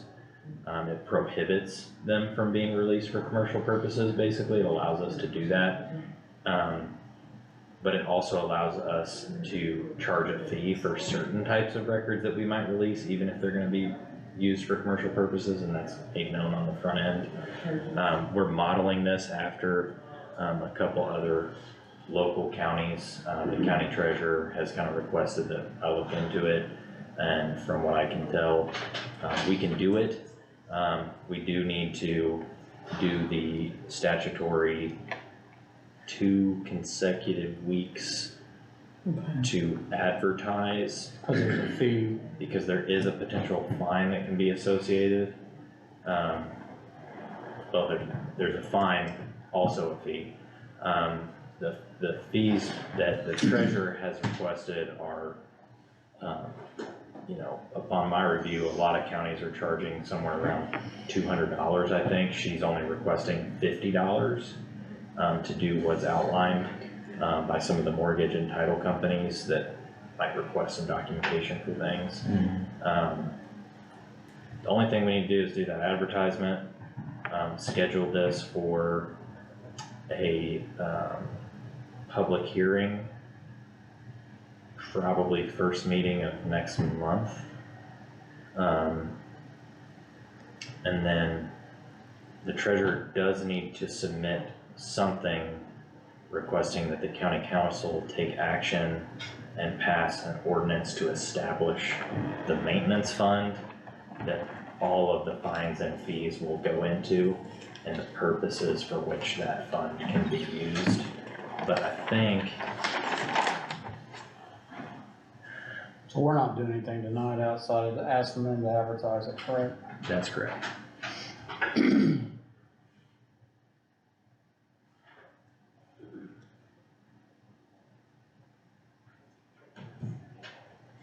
Yeah, any and all fees and fines collected as a result of the ordinance shall be placed in a separate treasurer technology fund for the purchase of specific items not contained in the treasurer's regular budget. The fund and ordinance establishing the fund shall be approved at the discretion of the Scott County Council. So just, it really can't take effect. We can't do anything until they establish the fund via ordinance and create that line item for the monies to go into. But I'm just, delivering this today because we want to go ahead and get approval to do the advertisements, schedule that for the public hearing, not next meeting, but the week after. Is there an ordinance number on this? Our next ordinance will be 02. Is what? 02. 02? No. Again, I think the fees that they're proposing are much lower than what other counties are charging, and we believe that they're reasonably based upon what it will cost to produce materials, basically. So the county's not trying to make anything, we're just trying to break even. Even it up. Okay, well, does everybody want to, I guess, by consensus, approve this to be, advertised, because we can't really vote on it right now, so. You guys good with that? Yes. Pass that to her and she can have it advertised and bring it back to our next meeting, or actually, yes. Be the first meeting of April, I think. Okay. Consideration of conflict of interest, I believe this is a person that works at the sheriff's department that, wants I to, think those just need signatures. wants if I to do understand some, work for the county on his off time.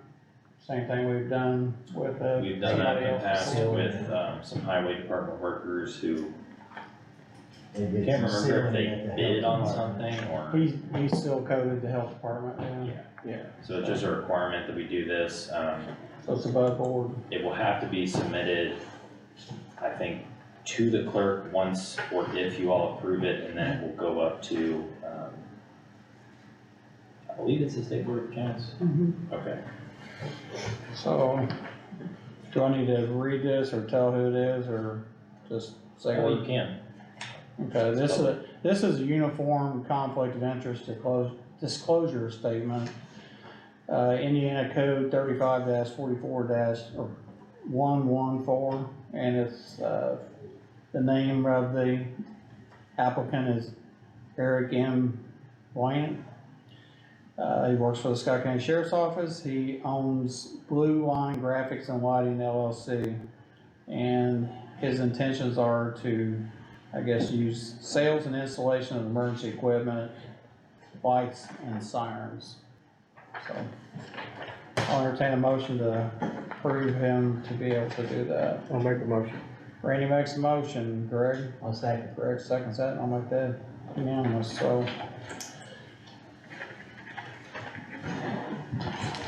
You got.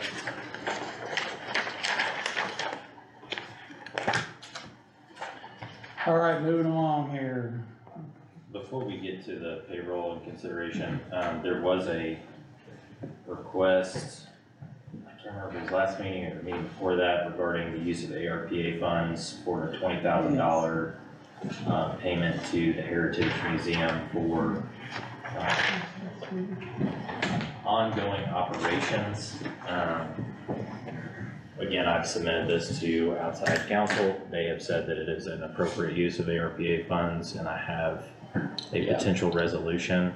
I would just ask that if you want to take action on it, you could amend the agenda, add that item, and then vote on the use of the funds. We'll submit that to the county council. We'll probably have to do, I don't know if we've done an additional appropriation. We've advertised one. You did? Okay, yeah, we went ahead and did that. Do you have a resolution number? Oh, that would be 3. All right. I think everybody knows what this was last meeting. We talked about it with giving $20,000 to match the city's $20,000. So I'll entertain a motion to accept resolution number 3 and the resolution of the Board of Commissioners approving plan for a provision of the government service through the American Rescue Act for the, where is it? Actually, quickly, can you make a motion to amend the agenda? Yes. I'll entertain a motion to amend the agenda to approve this resolution for the, Scott County Heritage Center, there it is, and museum. I'll make a motion to amend the agenda. Randy makes a motion to amend the agenda to allow us to vote on a resolution for the museum. Greg? I'll second. Greg seconds, I'll make it unanimous, so now I'll entertain a motion to, They did submit a written request after that meeting where they outlined some of the ways that they were adversely affected by the COVID-19 pandemic and what that did to revenues and why they are making this request. I'll entertain a motion to pass resolution number 3. I'll make that motion. Randy makes a motion, Greg? I'll second. I'll make that unanimous, so. All right. Consideration of regular special claims. I've got those out here. Are there any Okay, the special first ones? one is the regular, there is one special, yes. There we go, sign. There's the special right there. This is the regular. No. Oh, yeah, I'm sorry, those are, yes, I'm sorry, yes. I'll entertain a motion, everybody's had an opportunity to look at these, this is the ones Mandy sends an email on, so I'll entertain a motion to accept the regular claims. I'll make that motion. Randy makes a motion, Greg? I'll second, but the one thing I wanna mention in those claims, it's like I've noticed, we've got drug tests through a variety of different places. We've kind of hit on this, a little bit, so, I mean, it's just kind of maybe a little bit off topic, but I just kind of noticed looking through there, I noticed at least 3 different places that we're doing, so. Don't we always go through the health department? Yes. Unless The it's health- after hours, it goes to the hospital. So we've got Redwood, Indiana testing, we've got Norton, so those were 3 different ones I picked up on, so. And I hate to say, I think the only ones that I see the results for are from the Indiana testing. I don't think I've seen anything from anyone else. Who was the Well, first one that you mentioned? I'm sorry? Who was the first one that you mentioned? Redwood Toxicology?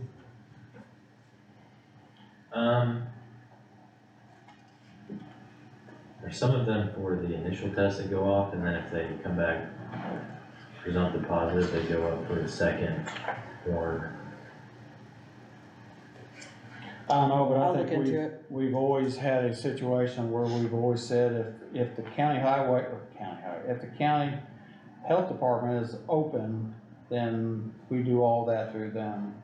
So I think we need to probably get I agree. something out to all departments. And if it's They- not, then they go to Yeah. Scottsburg, which is I think Norton. they collect the correct. samples, but I don't think that they can, They send them off. yeah. They send them off to the Indiana testing. The Redwood would be the only one that I'm not familiar with that I would look into. But, yes, I agree that those, we should all stay on the same plan that we've been on forever, so. Anyway, they just stuck out when I was looking through it. Yeah, county health department, Cause we were doing that for whatever, so. or the emergency room is the only two people I think we need to be doing this. And that would be Indiana testing or Norton. Okay. So Randy's made a motion for the regular claims, Greg? I'll say.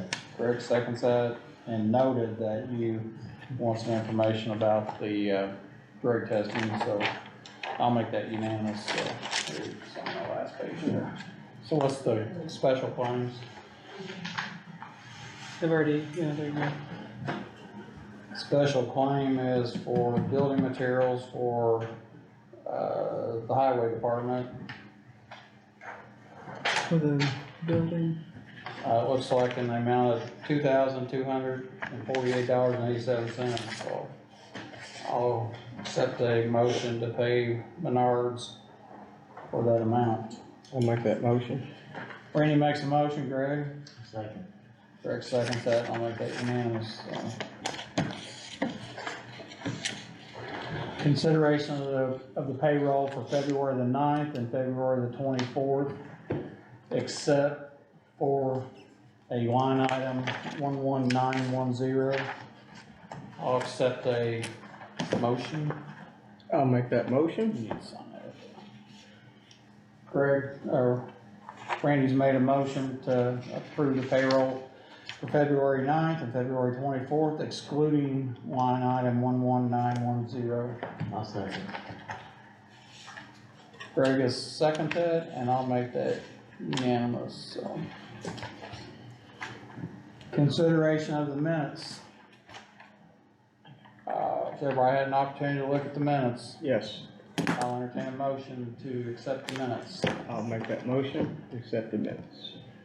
Randy's made a motion to accept the minutes. Greg? I'll second. Greg seconds that, and I'll make that unanimous, so. All right, a long, drawn-out meeting. Has everybody got anything extra that they want to talk about or bring up? I got something real quick. Go ahead. Just want to wish the Warriors good luck this weekend in the regional, and wish the Kevin Sutton and the Brownstown Braves luck in their regional as well. Good deal. Yeah. All right. Randy, you got anything? No. Counselor, you got anything?